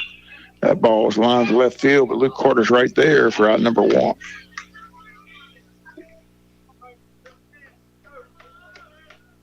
One up, one down. Brings up the shortstop for Glenn Academy. Number 4, shortstop, Caden Robinson. Robinson, a strikeout victim. Tate Altman. And Tate still has a chance to win his ball game. He left the game with 6 strikeouts. Rowan Bland on in relief. Now with a nice 8-1 lead. Rowan sitting ready to stretch the pitch. Breaking pitch down in the dirt. It's a ball. 1 ball, no strikes. In our next broadcast, Tuesday, April 1st, and Hazelhurst take on Jeff Davis. Again, got Braves baseball tomorrow and not headed back to Savannah for that third game against New Hampstead. Here's the stretch and the pitch. In for a strike, 1-1. 1 ball, 1 strike, 1 down. Rowan Bland sitting ready to stretch a 1-1. Down low, throw to first base, and did they get him? Nope, he got back in time. 2 balls, 1 strike to the batter. Braves baseball tomorrow here on the Big Dog 105.5. MLB season begins tomorrow. Braves baseball, 55th straight year on the Big Dog. Here's the pitch. Down to ball 3-1. 3 balls, 1 strike, 1 out. Senior Rowan Bland on the mound, on the stretch. The pitch. And it misses outside, ball 4. They got 2 runners on base here in this 5th inning.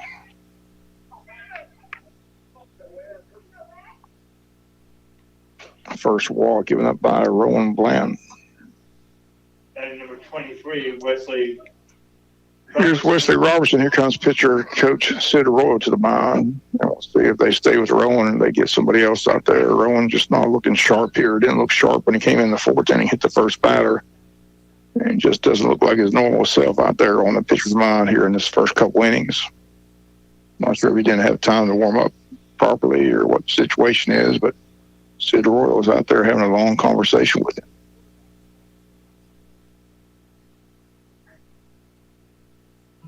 The conversation comes to a close.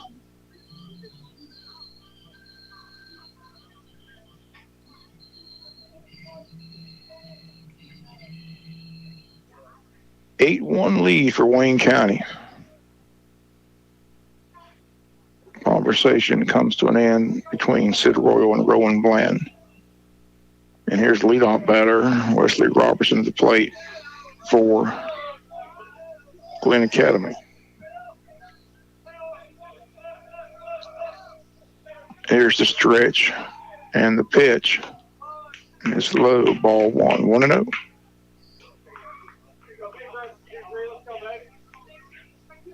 One ball, no strikes, 1 down. We're in the 5th. Game scheduled for 7. Wayne County 8, Glen 1. The stretch, the pitch, and it's outside, ball 2, 2-0.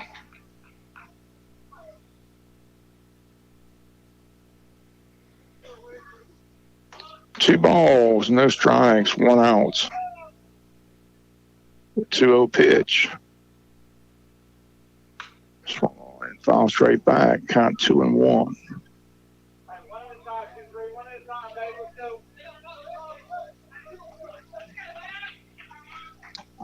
Two balls, 1 strike, 1 out.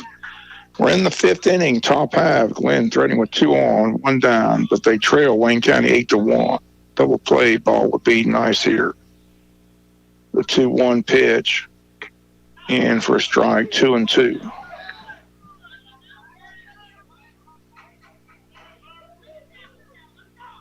Rowan Bland, it looks in. 2 ball, 2 strike count. A stretch.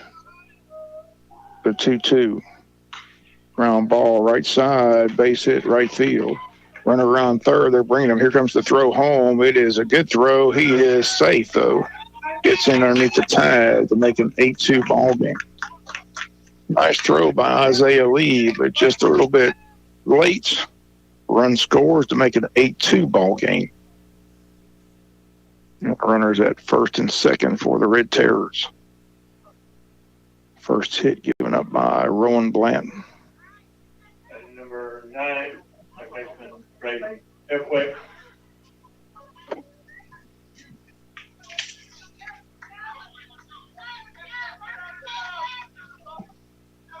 Next batter, second baseman up for Glen Academy. Runners at first and second, 8-2 ball game. Rowan Bland ready, the stretch, the pitch. Breaking pitch inside, ball 1, 1-0.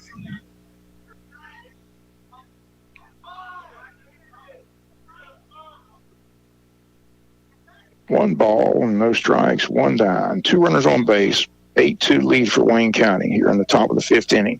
And a bluff throw to first base as Thomas wasn't holding the base runner on. Luckily, Rowan didn't throw that ball because there wasn't anybody there.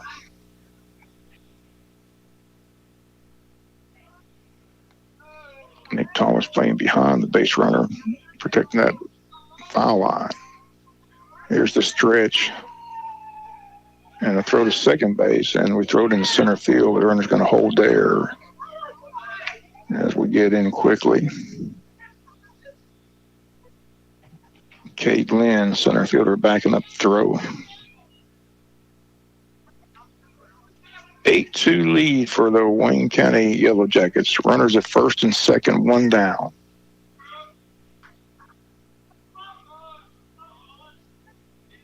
Rowan Bland ready to stretch. And the pitch.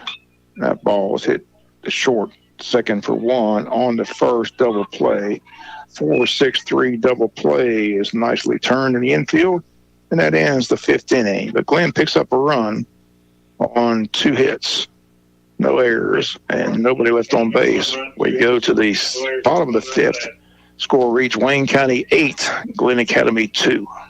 Attention Jesup. Is your vehicle in need of a service? At GNS Service Department, we've got you covered with expert repairs and maintenance. From oil changes to brake services, our skilled technicians ensure your car runs smoothly and safely. Trust our friendly team at GNS Service Department for fast, reliable service that won't break the bank. Visit GNS at 448 North 1st Street in Jesup, Georgia, or give them a call at 912-559-4600 at GNS Auto, where quality meets convenience.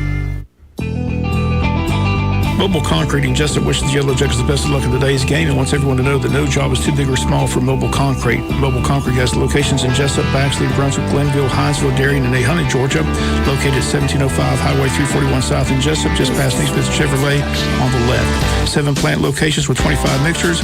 Give Mobile Concrete a call today at 427-2330. Mobile Concrete says, go Wayne County. Wayne County High School Sports, FM 105.5 WIFO. Head to the bottom of the fifth inning. Wayne County's Hattie Peel going to lead off for Wayne County. Same men that batted in the fourth will bat here in the fifth, as we batted 9 batters in that fourth and scored 6 runs. The busted up 8-1 is now 8-2.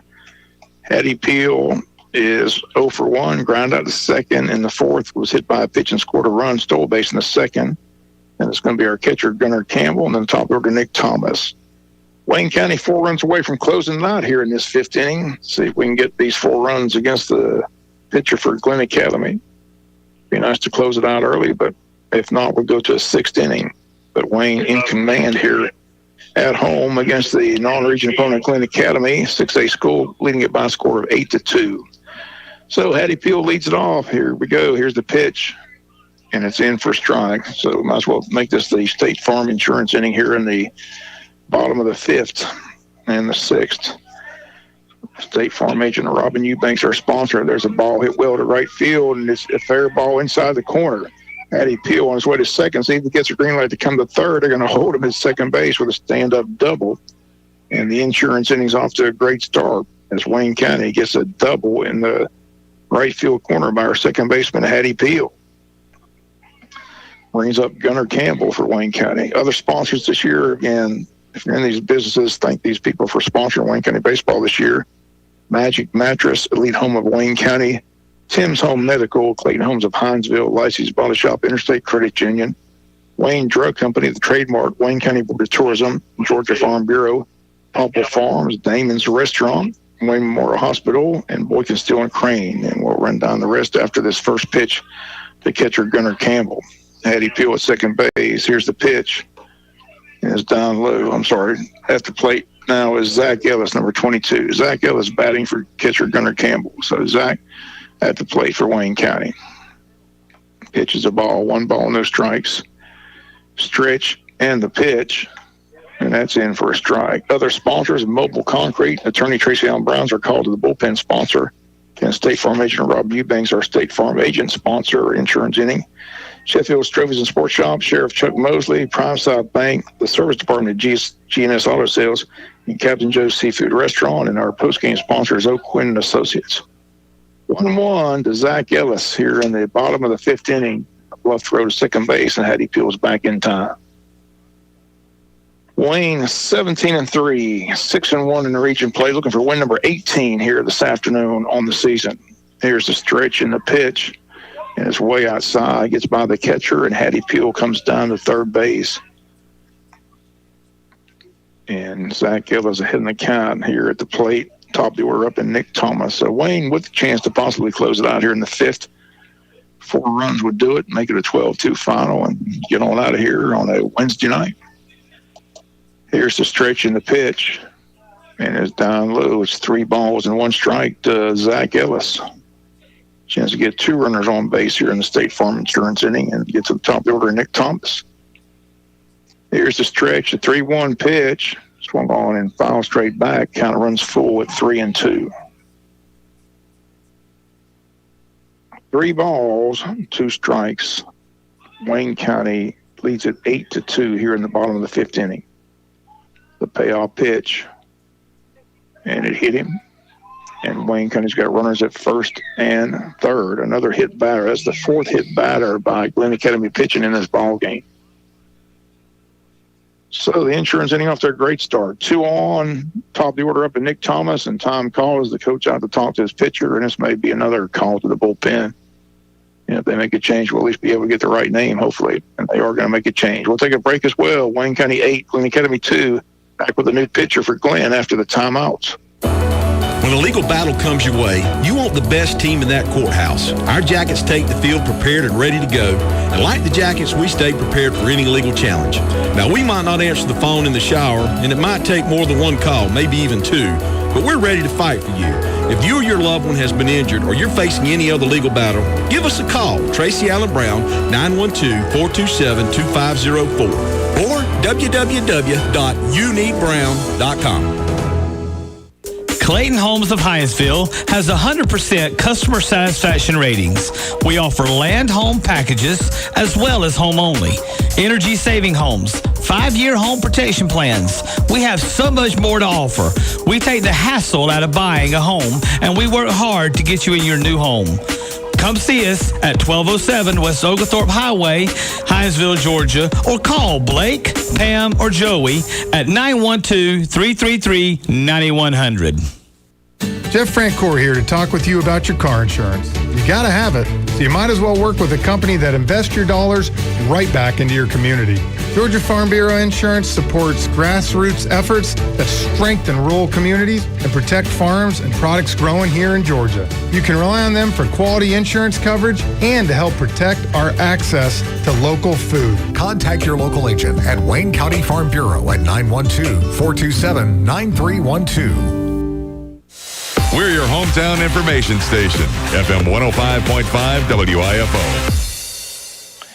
New pitcher for Glen Academy is Luke Parrish, the right fielder, going to come in and pitch. Right-hander has a situation where we've got 2 runners on base, nobody out, and he's going to face the top of the order, Nick Thomas, Deacon Yeomans, Eli Grantham.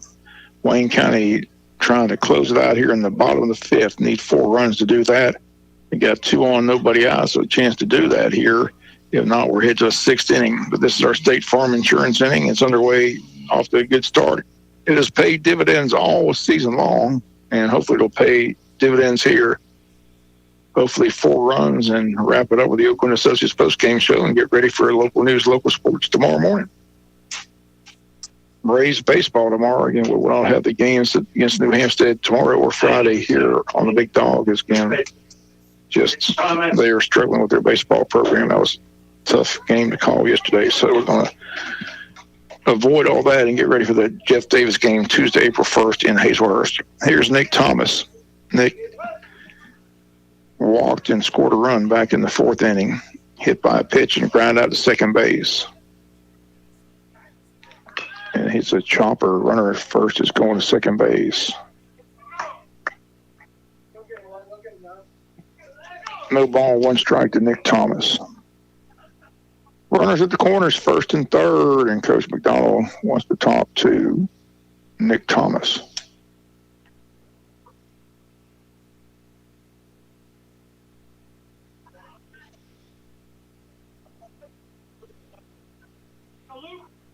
Conversation comes to a close, and Nick Thomas on his way back to the batter's box.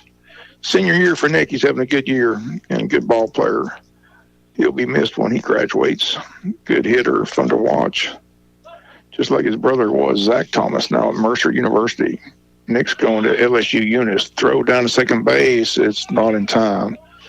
Runners at 1st and 2nd. Here in the State Farm Insurance inning with nobody out. 1 ball, 1 strike count. The senior Nick Thomas. Deacon Yeoman's on deck. He's had a good day. He's been on base all 3 times with 2 hits. Here's the wind and the 1-1 pitch. And it's up high, ball 2-1.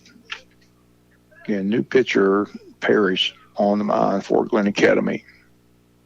Luke Parrish, right-handed pitcher. Started the game in right field, now on the mound. 2-1 strikeout to Nick. And that's up high, ball 3. 3-1, chance to load them up here in the State Farm Insurance inning and bring the winning run to home plate in Deacon Yeomans. 3-1 strikeout.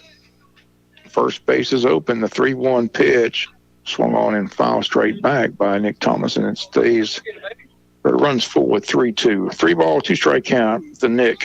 Deacon Yeomans on deck, and then Eli Grantham. Wayne 4 runs away from closing out here in the 5th inning. Lead at 8-2. 2 runners on scoring position, second and third, nobody out.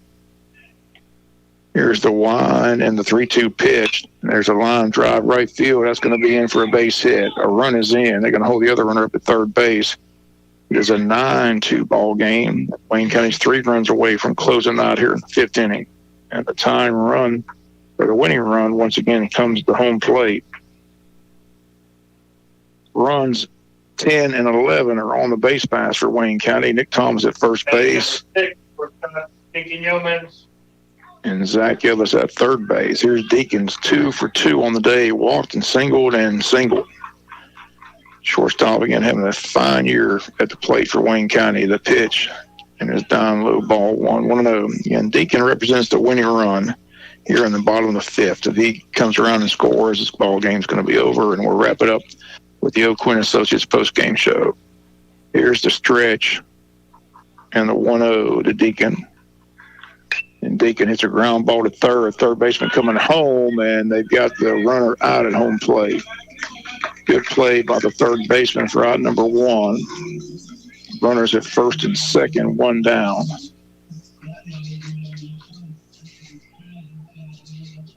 Then brings up Eli Grantham. Eli represents the winning run for Wayne County. Runners at first and third, 1 down. See if Eli can just blast one over the left field wall. Keep waiting for this kid to bust out with the long ball. Here's the stretch and the pitch. And it's up, well, the strike. No balls, 1 strike. 0-1 to Eli Grantham. Runners first and second, 1 down. 1 run in, 9-2 game for Wayne County. The stretch, the 0-1 pitch. And that's low and outside, ball 1. Well, Rowan Bland has that 3-game streak with a home run. He's on deck, so he can come on and crush one and win the ball game and have a 4-game streak with a home run. I'm sure that's what he's thinking on deck. Here's the stretch, the 1-1 pitch. And that's in for a strike, 1-2. 1 ball, 2 strikes to Eli Grantham. Runners first and second, 1 out. And we're in the bottom of the 5th. Wayne County 3 runs away from closing out. And did they call it? No, they called time. But they might have called a ball. But they called time. 1 ball, 2 strikes to Eli Grantham. Eli on the day, 1 for 3. Singled last time up. Fly out to right and struck out. The pitch, swing and a miss. He strikes out on some high breaking pitch. And there's 2 down in the inning. So here's Rowan Bland. This will be a heck of a story. 3 straight games with a home run. Comes up, represents the winning run at home plate. Could walk off with a 3-run home run. Extend the streak to 4 straight ball games.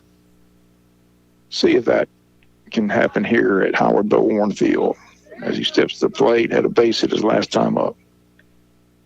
Here's the pitch. Line foul and out of play. No balls and 1 strike. And the grand slam at home against BC. Solo home run down at BC and a solo home run yesterday at New Hampstead. Here's the stretch. And the 0-1 pitch. Swung on and foul straight back. Quickly, no balls and 2 strikes. Plus, he'd pick up a save as he's on the mound for Wayne County. Tate Altman's going to get the win. Bland trying to save it. 9-2 game, 5th inning action Are we going to see a sixth inning, or are we going to wrap it up here with a home run? Here's the stretch. And the 0-2 pitch on the way. Runner's going. There's a fly ball. Will hit right center field. Right fielder going up. He's not going to get this one, or is he? Yes, he is. Right in front of the fence. Nice running catch in right field. That's a heck of a catch there. And that ends the inning. So we will see a sixth inning. But Wayne County picks up an additional run during the State Farm Insurance inning. 1 run on 1 hit. No errors. And we're stranded to base. The Wayne County Board of Tourism is coming. And we head to the 6th inning. Score reach Wayne County 9, Glen Academy 2. The Wayne County Board of Tourism is coming off another successful hog jam and now is ready for spring and a couple of big events coming soon. The Wayne County Spring Fair is set for April 3rd through the 12th, bringing you rides, games, delicious food, and all your favorite favorites. It's fun for all ages and a great way to kick off spring with fun and memories. And don't miss out on the Jesup Porch Fest, Saturday, May 3rd from 1 to 5 p.m. Gas up the golf cart or side-by-side, or just wander the charming streets of Jesup and enjoy live music performed on the porches and lawns of historic homes and churches. Plus, check out vendors in Cracker Williams Park for unique finds and delicious treats. This is a free event, perfect for families, friends, and music lovers. Again, mark your calendars for these 2 great events sponsored by the Wayne County Board of Tourism. If you need more information, call the Tourism Board, number 912-427-3233. Wayne County High School Sports, FM 105.5 WIFO. Head to the 6th inning. It'll be 3, 4, and 5 to face Rowan Bland here for Glen Academy. Wayne County with a 9-2 lead here in the top of the 6th inning. Again, Oakland Associates post-game show after the ball game. Here from Coach McDonald, a couple of players about to hopefully another win here, 18th win of the season. And Wayne County at 17-3 at the moment. Put this one in the win column, 18, 2 wins against New Hampshire that gets you to 20, and then you roll from there. But what you want is that number 1 seed in that state bracket, and we'll find out how it plays out at the end of the year against Ware County, because that's what it's coming down to, folks. Again, said it before, said it again, Warner Robins and New Hampshire not a factor. It's a 4-team region race. Perry is going to get back in it after they play New Hampshire and Warner Robins. And BC's going to be in there somewhere, and then Ware and Wayne going to fight for 1 and 2, and Perry and BC will fight for 3 and 4. And those will be the 4 teams from this region into the state bracket in high school baseball. As I say all the time, you can lock it, load it, take it to the bank, because that's the way it's going to showdown. But again, the showdown between Wayne and Ware at the end of the season, and the dates, April 14th, a Monday in Jesup against the Gators. 6 o'clock game time. Game 2, April 15th, a Tuesday in Waycross, 6 o'clock game time. And April 17th, Thursday, back in Jesup. Close out the season. There's a ground ball to first base. Nick Thomas has it. He'll step on the bag, 1 up, 1 down at the top of the 6th for Glen Academy. 1 away. Next batter for Jackson Donovan, the catcher, to the plate. Donovan on the day has a base hit and a strikeout. He's 1 for 2. Rowan Bland trying to close it out for Tate Altman, who started the ball game, struck out 6 in the first 3 innings of ball play. Pitches in for a strike. No balls, 1 strike. So the 2 seniors pitching today, Wayne County's Tate Altman started, Rowan Bland closing it out. The pitch, breaking pitch in for a strike. Quickly, no balls and 2 strikes. No balls, 2 strikes, 1 out. The 0-2 pitch. Line drive, left field. That's going to be a base hit. Luke Carter will get in quickly from left field. The 1-out single here in the 6th inning for Glen Academy. And it brings up the left fielder, Orr, who had a double in the 2nd and fly out to center field in the 4th inning. It looks like they're going to get a runner at first base. Number 34 is going to run. Courtesy runner number 34, Riley Bailey. Riley Bailey going to run at first base for the Red Terrors. 9-2 lead for Wayne County. Top of the 6th inning. Game scheduled for 7. Oakland Associates post-game show after the ball game. And just a nice night for baseball. Sun has set here. Lights are on. Rowan's pitch. In for a strike. No balls, 1 strike.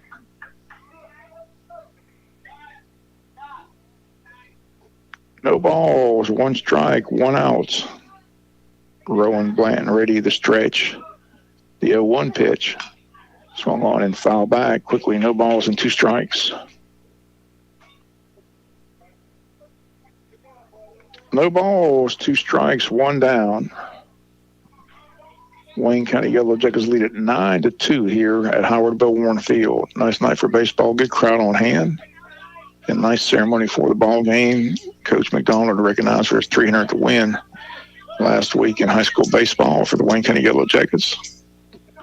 Here's the 0-2 pitch. Runner going. Throw down to second base. It is not in time. Stolen base for Glen Academy. They've got runner at second base. 1 out. Count evens at 2 balls and 2 strikes. Rowan Bland stares in the stretch and the pitch. Just missed. What a good-looking pitch that was. Rowan Bland can't believe he didn't get that call. That was a thing of beauty, but the umpire says it misses. So Rowan will have to regroup and throw another pitch. Here's the stretch and the pitch. And that's also called a ball. And again, Rowan Bland beside himself out there on that mound. Those are 2 good-looking pitches, and neither one called a strike. So it's a full count, 3 balls, 2 strikes. The 3-2 pitch. That ball is lined in left center field. Runner around third is going to score. It's a 9-3 ball game. Runner at first base, 4 with his second hit of the game. Solid hit. RBI single makes it a 9-3 ball game here in the 6th inning. Still just 1 down. Batting number 11, third baseman Max Noonan. And Noonan, the third baseman, comes to the plate. Hit by a pitch in the 4th, struck out in the 2nd inning. So it's a 6-run lead, 9-3 lead for Wayne County. Runner at first base, 1 down. Rowan Bland stares in. Set and ready. Here's the stretch. And time called as the batter steps out.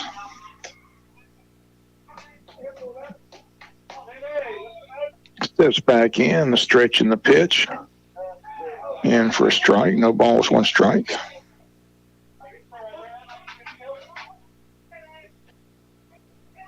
No balls, 1 strike, 1 out. Throw to first base, runner back in time. Senior Rowan Bland on the mound here in relief of Tate Altman in the stretch. The 0-1. Breaking pitch in for strike 2. Good looking pitch there. No balls, 2 strikes. Rowan Bland stares in. A hit in the count, 0-2. The 0-2 pitch. Runner at first is going. Pitch is swung on and missed. And the batter is out. Runner at second base. Strikeouts recorded, 2 down. And a runner at second. 2 down. First strikeout in the game for Rowan Bland. And brings up the first baseman, Connor Ellis. Batting number 14, Connor Ellis. 2 outs. A run in. 6th inning action. 9-3. Wayne County leads it. Rowan Bland stares in. Here's the stretch. And the pitch. Swing and a miss, strike 1. No balls, 1 strike.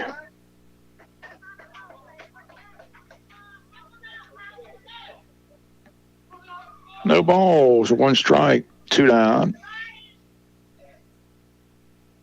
The 0-1 pitch.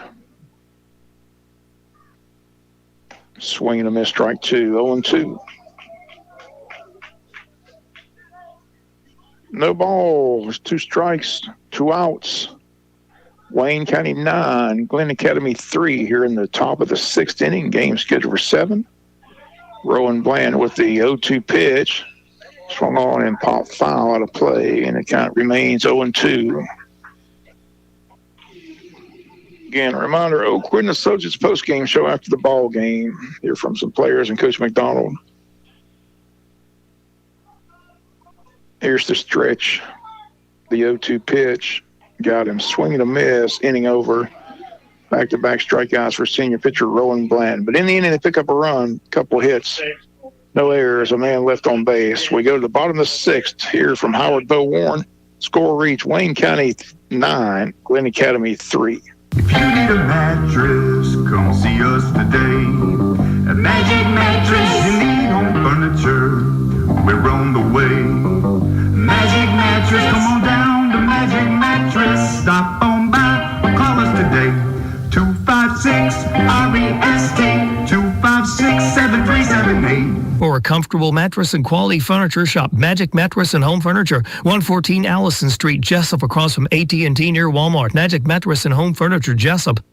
Wayne Memorial Hospital wishes the Yellow Jackets the best of luck as they pursue region and state championships. The hard work and dedication of our coaches and student athletes has been instrumental to your success. The staff at Wayne Memorial Hospital is also dedicated to providing and delivering the best possible health care to everyone who comes through our doors. We consider it an honor and a privilege to be entrusted with your health care needs. Caring for the community isn't just our motto, it's what we love to do. Wayne Memorial Hospital, the official health care provider of the Yellow Jackets.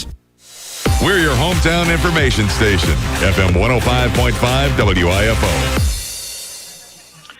Bottom of the 6th, Wayne County sends up Isaiah Lee, Maddox Wilkerson, and Cade Lynn. Anybody can support second baseman Hattie Peel. Wayne County 9 runs on 10 hits, another double-digit hit category for Wayne County. Again, that's a good sign. It's been that way for the last several ball games. And they put up 9 runs, 10 hits. They're going to win a lot of ball games come state playoff time, especially with the pitching they've got this year for Wayne County. And still optimistic, Logan Scarborough is going to get back on that mound. Saw him again today. He said he's been throwing. And again, he's set to get on that mound in April. And that's just a couple weeks away. Imposing 6'8" figure on that mound, can throw hard. And from what I hear, the bullpen sessions are going pretty good. So you get him in that rotation. That's a big boost for this team down the stretch and into the state playoffs. If we can get senior Logan Scarborough back on that mound, it'd be fun to watch. So still got my fingers crossed, praying, hoping he does get on that mound and help this baseball team. Here we go, bottom of the 6th. Isaiah Lee going to lead off for Wayne County. He's got a hit and a run scored in this ball game. 9-3 lead for Wayne, bottom of the 6th. Here's the pitch. And it's up high, ball 2. State Farm Insurance inning underway again here in the bottom of the 6th. See if it pays dividends here in this 6th inning. 7th inning still to come. Pitch is in for a strike, 2-1 to Isaiah Lee. Wayne County looking for win number 18 on the campaign. It'll be 18-3 after today. Here's the wind, the pitch, and it's in for a strike. 2 balls and 2 strikes to Isaiah. And Wayne will be 3 outs away when we go to the top of the 7th to close this ball game out. Here's the wind and the 2-2 pitch. In for a strike, and there's 1 away. Good-looking breaking pitch. 1 gone in the 6th for Wayne County. Brings up Maddox Wilkerson. He's had a good day, a double and a run scored in the 2nd. Hit into fielder's choice in the 3rd, but a single in the 4th in RBI. 2 for 3 on the day for the DH. Wilkerson. 9 runs, 10 hits for Wayne County. 3 runs, 6 hits for Glen Academy. Pitch is low and outside, ball 1. Again, NCAA March of Madness tomorrow. Gets underway during the afternoon and goes all night. Same thing on Friday, Saturday afternoon, and Sunday. Have it down to the Final 4 after the weekend. NCAA March of Madness. It's madness. It's fun to watch. Here's the pitch, way up high, ball 3. 3-0 to Maddox Wilkerson. On deck is Cade Lynn. Got to start in center field today. Again, Jeb's taking some rest, they tell us, and trying to rest his leg. Said he's got a little situation, but they said he should be back in a couple games. 3-ball, 1 strike count. Here's the 3-1 pitch. Swing and a miss, strike 2. It's a full count, 3-2. Full count, 3 balls, 2 strikes, 1 down, 9-3 lead for Wayne County here in the bottom of the 6th inning. The pitch, and it's low and outside, a runner on here in the State Farm Insurance inning. It brings up Cade Lynn. Cade Lynn 0 for 3, 2 fly balls to center and a ground ball to short.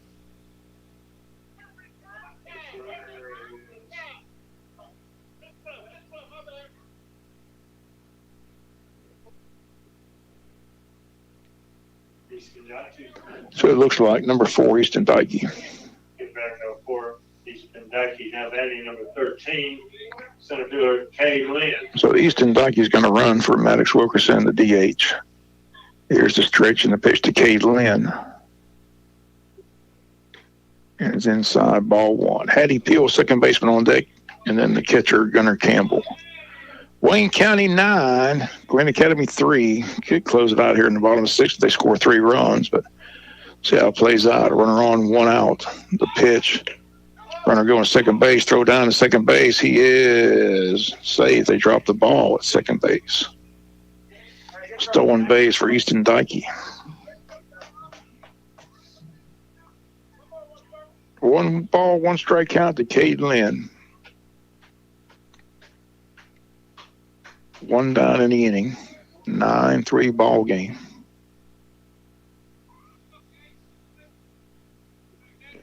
Here's the stretch. The 1-1 pitch.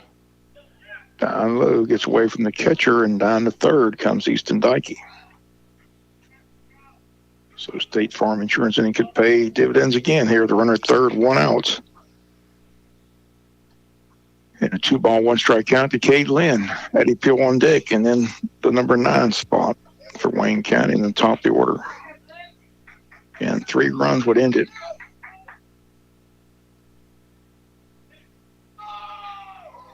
I'll take it back. 4 runs would end it. 13-3 final would end it. So we got 4 runs to go. My apologies. Never was good at math. That's why I went to journalism school in Georgia. Pitch is down low, ball 3, 3-1. 4 runs would end it. 13-3 final would end it. If not, we'll go to the 7th. 3-1 pitch. Here it is. It's in for strike 3-2. Full count. 3 balls, 2 strikes, 1 out. 9-3 ball game. Here's the wind, the pitch. Ground ball to third. They're going to tag the runners off the bag. Throw to first base, not in time. So again, you got to get back to the bag. Dykey got hung out in no man's land. He is out. I don't think that's Dykey. That's number 3. We got number 3. That's Brody Bowen. I'm sorry. It's Brody Bowen who was running third base, not Easton Dykey. So Brody Bowen got picked off the bag at third. Didn't get back. So again, runner mistake at third. So there's 2 down, a runner at first base. So that hurts the insurance inning. There's Hattie Peel. He's had a good day. He got hit by a pitch to base, scored a run in the 2nd, ground out the 2nd and the 4th, and doubled in the 5th inning down that right field line. Extra base hit for Hattie Peel tonight. Runner first, 2 down, bottom of the 6th, 9-3 lead for Wayne County. Stretching the pitch to Hattie Peel, and is down low, ball 1, 1-0. 1 ball, no strikes, 2 down, 9-3 lead for the Wayne County Yellow Jackets here at Howard Bowarn against Glen Academy.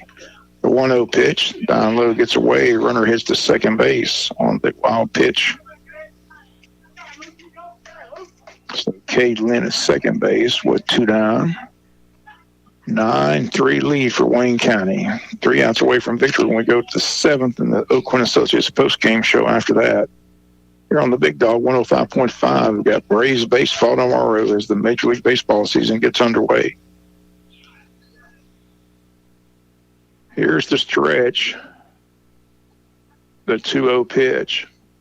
Popped him up infield, foul territory. Catcher says he's got room, and he can't make the catch. It falls safely to the ground. Yeah, and really not his ball. First baseman should have caught him off of that ball. He had a lot better angle than the catcher did.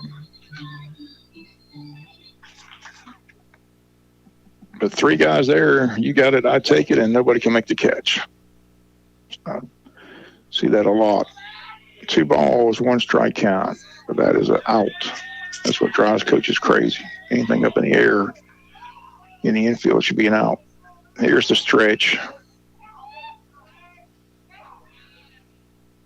Waiting on the pitch, and now he steps off and resets and sends Caitlin back to second base. 6th inning action, bottom half. Wayne County 9, Glen Academy 3. 2 outs here in the 6th inning. Runner at second. Here's the pitch.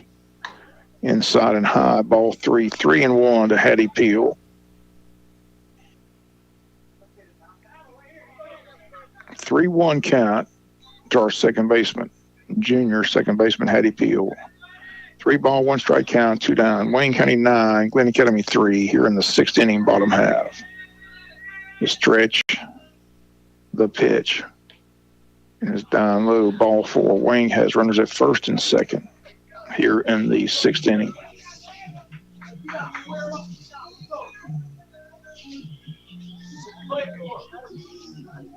And it brings up the catcher. Zach Ellis, our catcher, will come to play for Wayne County. He got hit by a pitch back in the 5th inning. So 2 on, 2 outs. The winning run on deck in leadoff batter Nick Thomas. 2 down in the inning. Stretch. And the pitch. Down low gets by the catcher. Runners move up to second and third. So there's still a chance to get a run here in this insurance inning, a run or 2. Zach Ellis at the plate for Wayne County, and a 9-3 lead for Wayne County here on a Wednesday night against Glen Academy non-region baseball. Pitcher stares in the stretch and the 1-0 pitch. Way up high, ball 2, 2-0. 2 balls, no strikes, 2 outs. Here's the wind, the 2-0 pitch. In for a strike, 2-1. 2 balls, 1 strike, 2 down. Time call as Zach Ellis steps out of the batter's box. 2 balls, 1 strike count, 2 outs. The 2-1 pitch.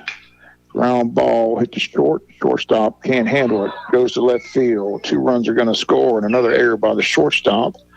And it makes it an 11-3 lead for Wayne County.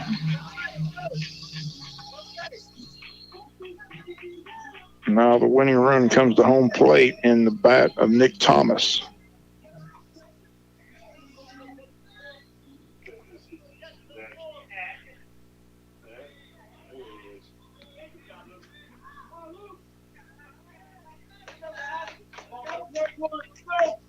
Batting number 17, first baseman Nick Thomas. So Nick Thomas, the winning run at home plate, 11-3 lead for Wayne County, 2 outs. Pitch is way outside, ball 1, 1-0. That is number 4, Easton Dykey, now running at first base for Wayne County.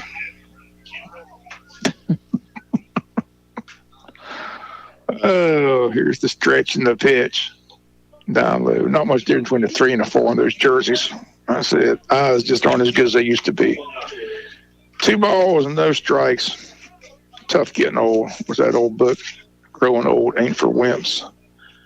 Here's the stretch and the 2-0 pitch. In for a strike, 2-1. 2 balls, 1 strike, 2 outs. Runner leads at first base. 2 balls, 1 strike, 2 outs. The stretch, the 2-1 pitch. Fly ball, well hit, high and deep to right. This one is gone. Kiss it goodbye. It's a walk-off home run. 13-3 final for the Wayne County Yellow Jackets. Oh, how sweet it is.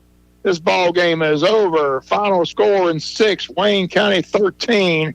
Glen Academy 3 as Nick Thomas crushes it at the walk-off home run. in the bottom of the sixth inning over the right field fence. Wayne 13, Glen Academy 3. It's a winner, chicken dinner on a 2-run blast by Nick Thomas. Final score, Wayne 13, Glen Academy 3 and 6. Back with the Oak Wind Associates postgame show after the ball game, or after the timeouts. Do you know why most people don't invest outside work or at all? Because they don't know where to start and they don't know who to talk with. If this is you, give me a call. Hi, this is Sean O'Quinn. I can help set up a plan no matter where you are in life to get you on a suitable path to a sound financial future. Give me a call, Sean O'Quinn, at 912-385-1000 or stop by the office at 212 South First Street right here in Jesup. That number again is 912-385-1000. Jim Boykin of Boykin Steel and Crane wish the Yellow Jackets the best of luck this season, and Boykin Steel and Crane's legacy will make your foundation stronger as they specialize in steel fabrication, industrial maintenance, steel erection, crane rentals, and concrete. Boykin Steel and Crane in operation in Jesup and Wayne County since 1972. Jim Boykin has taken over the family business and continues to do what's best for his community. Boykin Steel and Crane located on the Savannah Highway in Jesup. The number to call is 427-7751. Boykin Steel and Crane, again, wishing the Yellow Jackets the best of luck. Prime South is not a bank on Wall Street. We're more Main Street. But we're a bank of many stories. Stories of customers reaching for the sky. Community banks are the preferred lender of people building their success story and make 2 out of every 3 small business loans. Our local lenders know your name and your story, which means more flexibility to help you turn the page. Prime South Bank, find your prime. Member FDIC, Equal Housing Lender. If you need a mattress, come see us today. A Magic Mattress, you need home furniture. We're on the way. Magic Mattress, come on down to Magic Mattress. Stop on by or call us today. 256-REST, 256-7378. For a comfortable mattress and quality furniture, shop Magic Mattress and Home Furniture, 114 Allison Street, Jesup, across from AT&T near Walmart. Magic Mattress and Home Furniture, Jesup. Wayne County High School Sports, FM 105.5 WIFO. Wayne County improves to 18-3 on the campaign. Their 18th win of the season tonight is 6-inning ball game as Nick Thomas ends it on a 2-run blast over the right center field fence. Once again, the State Farm Insurance inning pays dividends with 4 runs in that 6th inning. I think when the state playoffs begin, I'm going to start the State Farm Insurance inning in the 1st inning because every time I do the State Farm Insurance inning, Wayne County produces runs. Produced a run in the 5th and 4 in the 6th. And Wayne County wins this one by a final score of 13-3. 13 runs, 11 hits for Wayne County. For Glenn, it was 3 runs on 6 hits. And the winning pitcher is Tate Altman. Rowan Blant comes and gets the save. Nick Thomas with the 2-run blast to end it. Deacon Yeoman, another good day, 2 for 2 at the plate. Maddox Wilkerson, 2 for 3 with a double. Addie Peel, 1 for 2 with a double, on base several times. Isaiah Lee, 1 for 3 with a base hit. Again, Wayne County wins it. Rowan Bland went 2 for 4. Rowan picks up the save on the mound. Tate Altman picks up the win. Nice win here against non-region opponent Glen Academy, again 13-3 in 6 innings of play. So again, stay tuned. We're underway with the Oak Wind Associates post-game show. We'll hear from Coach McDonald, a couple of players, get their thoughts on this win and how the season's gone thus far. Again, it's coming down to that showdown with Ware County in the final week of the season for the 1 and 2 spots in the state bracket. And it'll be here in several weeks. Again, next week, just one non-region game against Jeff Davis on Tuesday. That's our next broadcast. And the rest of the week is off, and then we get ready to go to Warner Robins. And we got several players here. We're going to start with Maddox Wilkerson. Maddox, you put that headset on. Congratulations on a big game. 2 hits. How's it feel? It feels amazing. That was a good win for Wayne County. What did they throw you on the double? That was a curveball. You crushed it off the left center field fence. That's pretty good. Yes, sir. So a big win against a good team, and now we got 2 more games against New Hampstead. So yes, sir. Pretty much wrap up the week. So how's it feel to be in that lineup? Feels great. I've been working for it all season. Okay, well, congratulations. Good job. Let's get Nick Thomas here. Nick Thomas with the big 2-run blast, the walk-off home run. So, Nick, you've been playing ball for a long time. You remember any walk-off home runs in your career? I don't think I've ever did that, Mr. Bob. You've never done that? First time ever? Yeah. How'd it feel? I knew it was gone as soon as you hit it. That was a pretty good hit. Yes, sir. It was nice. I didn't exactly know it was going, but I was hoping it'd get out. I really didn't even know it was a walk-off, though, so I thought we were going to keep on going. No, that was it. That's what we need. We needed 4 runs. Got the 4 runs, a walk-off home run. That's your first home run of the season, or that's your second home run? Second. So that's what I thought. Yes, I'm trying to keep up. So you're just one behind Isaiah and Rowan. Yes, so, sir.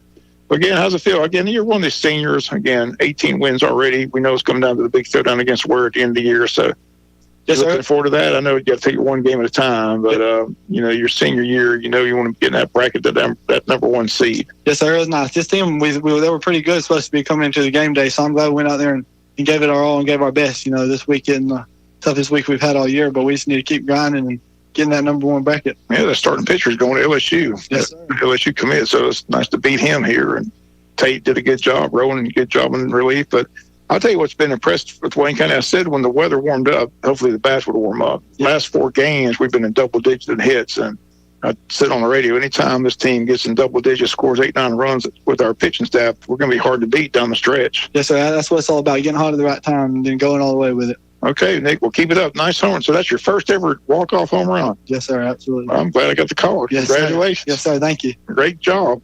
Let's get Tate Alvin. Another nice outing on the mound by the senior fireman. Got to start today, and I'll tell you, you were rolling the first 3 innings, 6 strikeouts. Looked like everything was working pretty good. Yes, sir. How's your arm feel? It feels pretty good. Feels pretty good. You Yes, gotta make sir. sure you go home tonight. What's the routine for a pitcher? Nowadays you see it. I see pitchers majorly they got the ice on their arm in the dugout, things like that. So is there a routine you go through after you pitch during a ball game? Well, it's really different for everybody.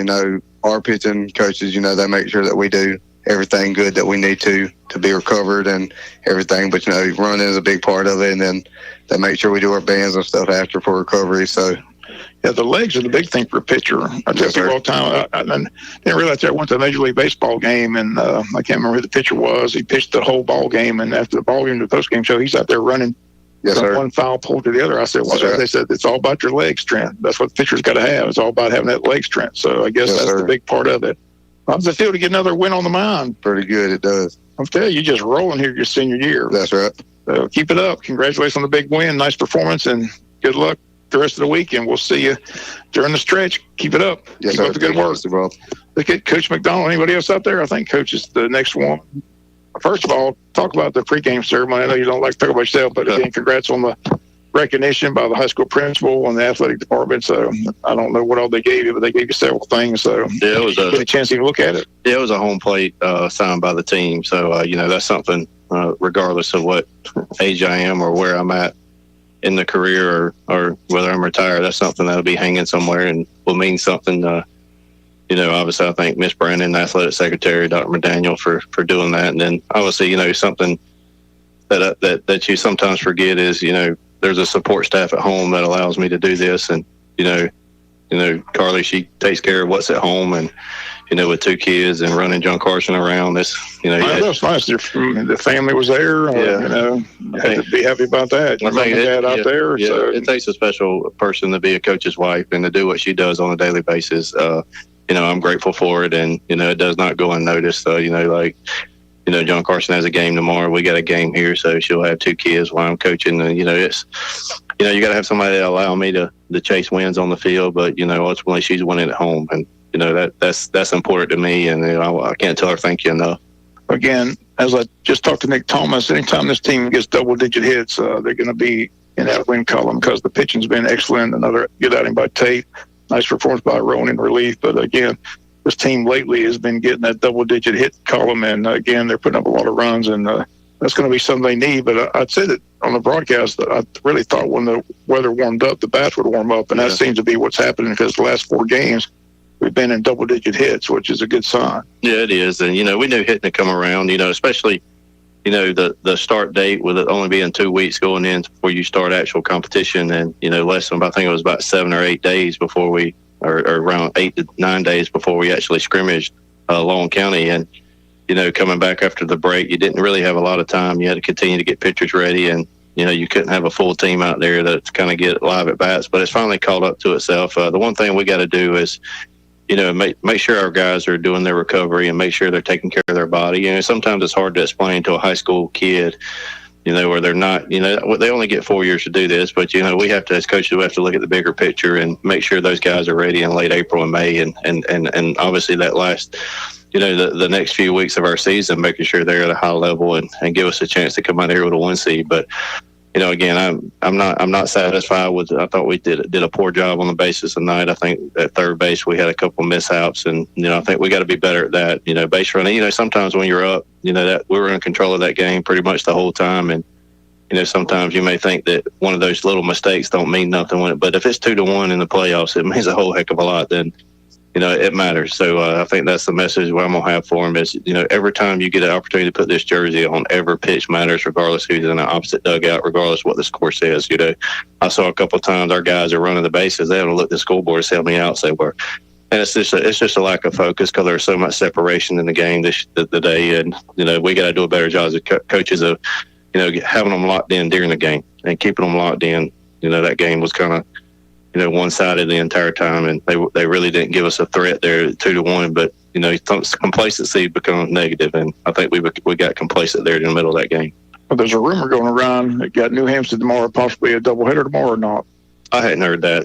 You hadn't heard that rumor, Mill? Must have just been coffee shop talk. No, I can reach out to them. I've thought about reaching out to them.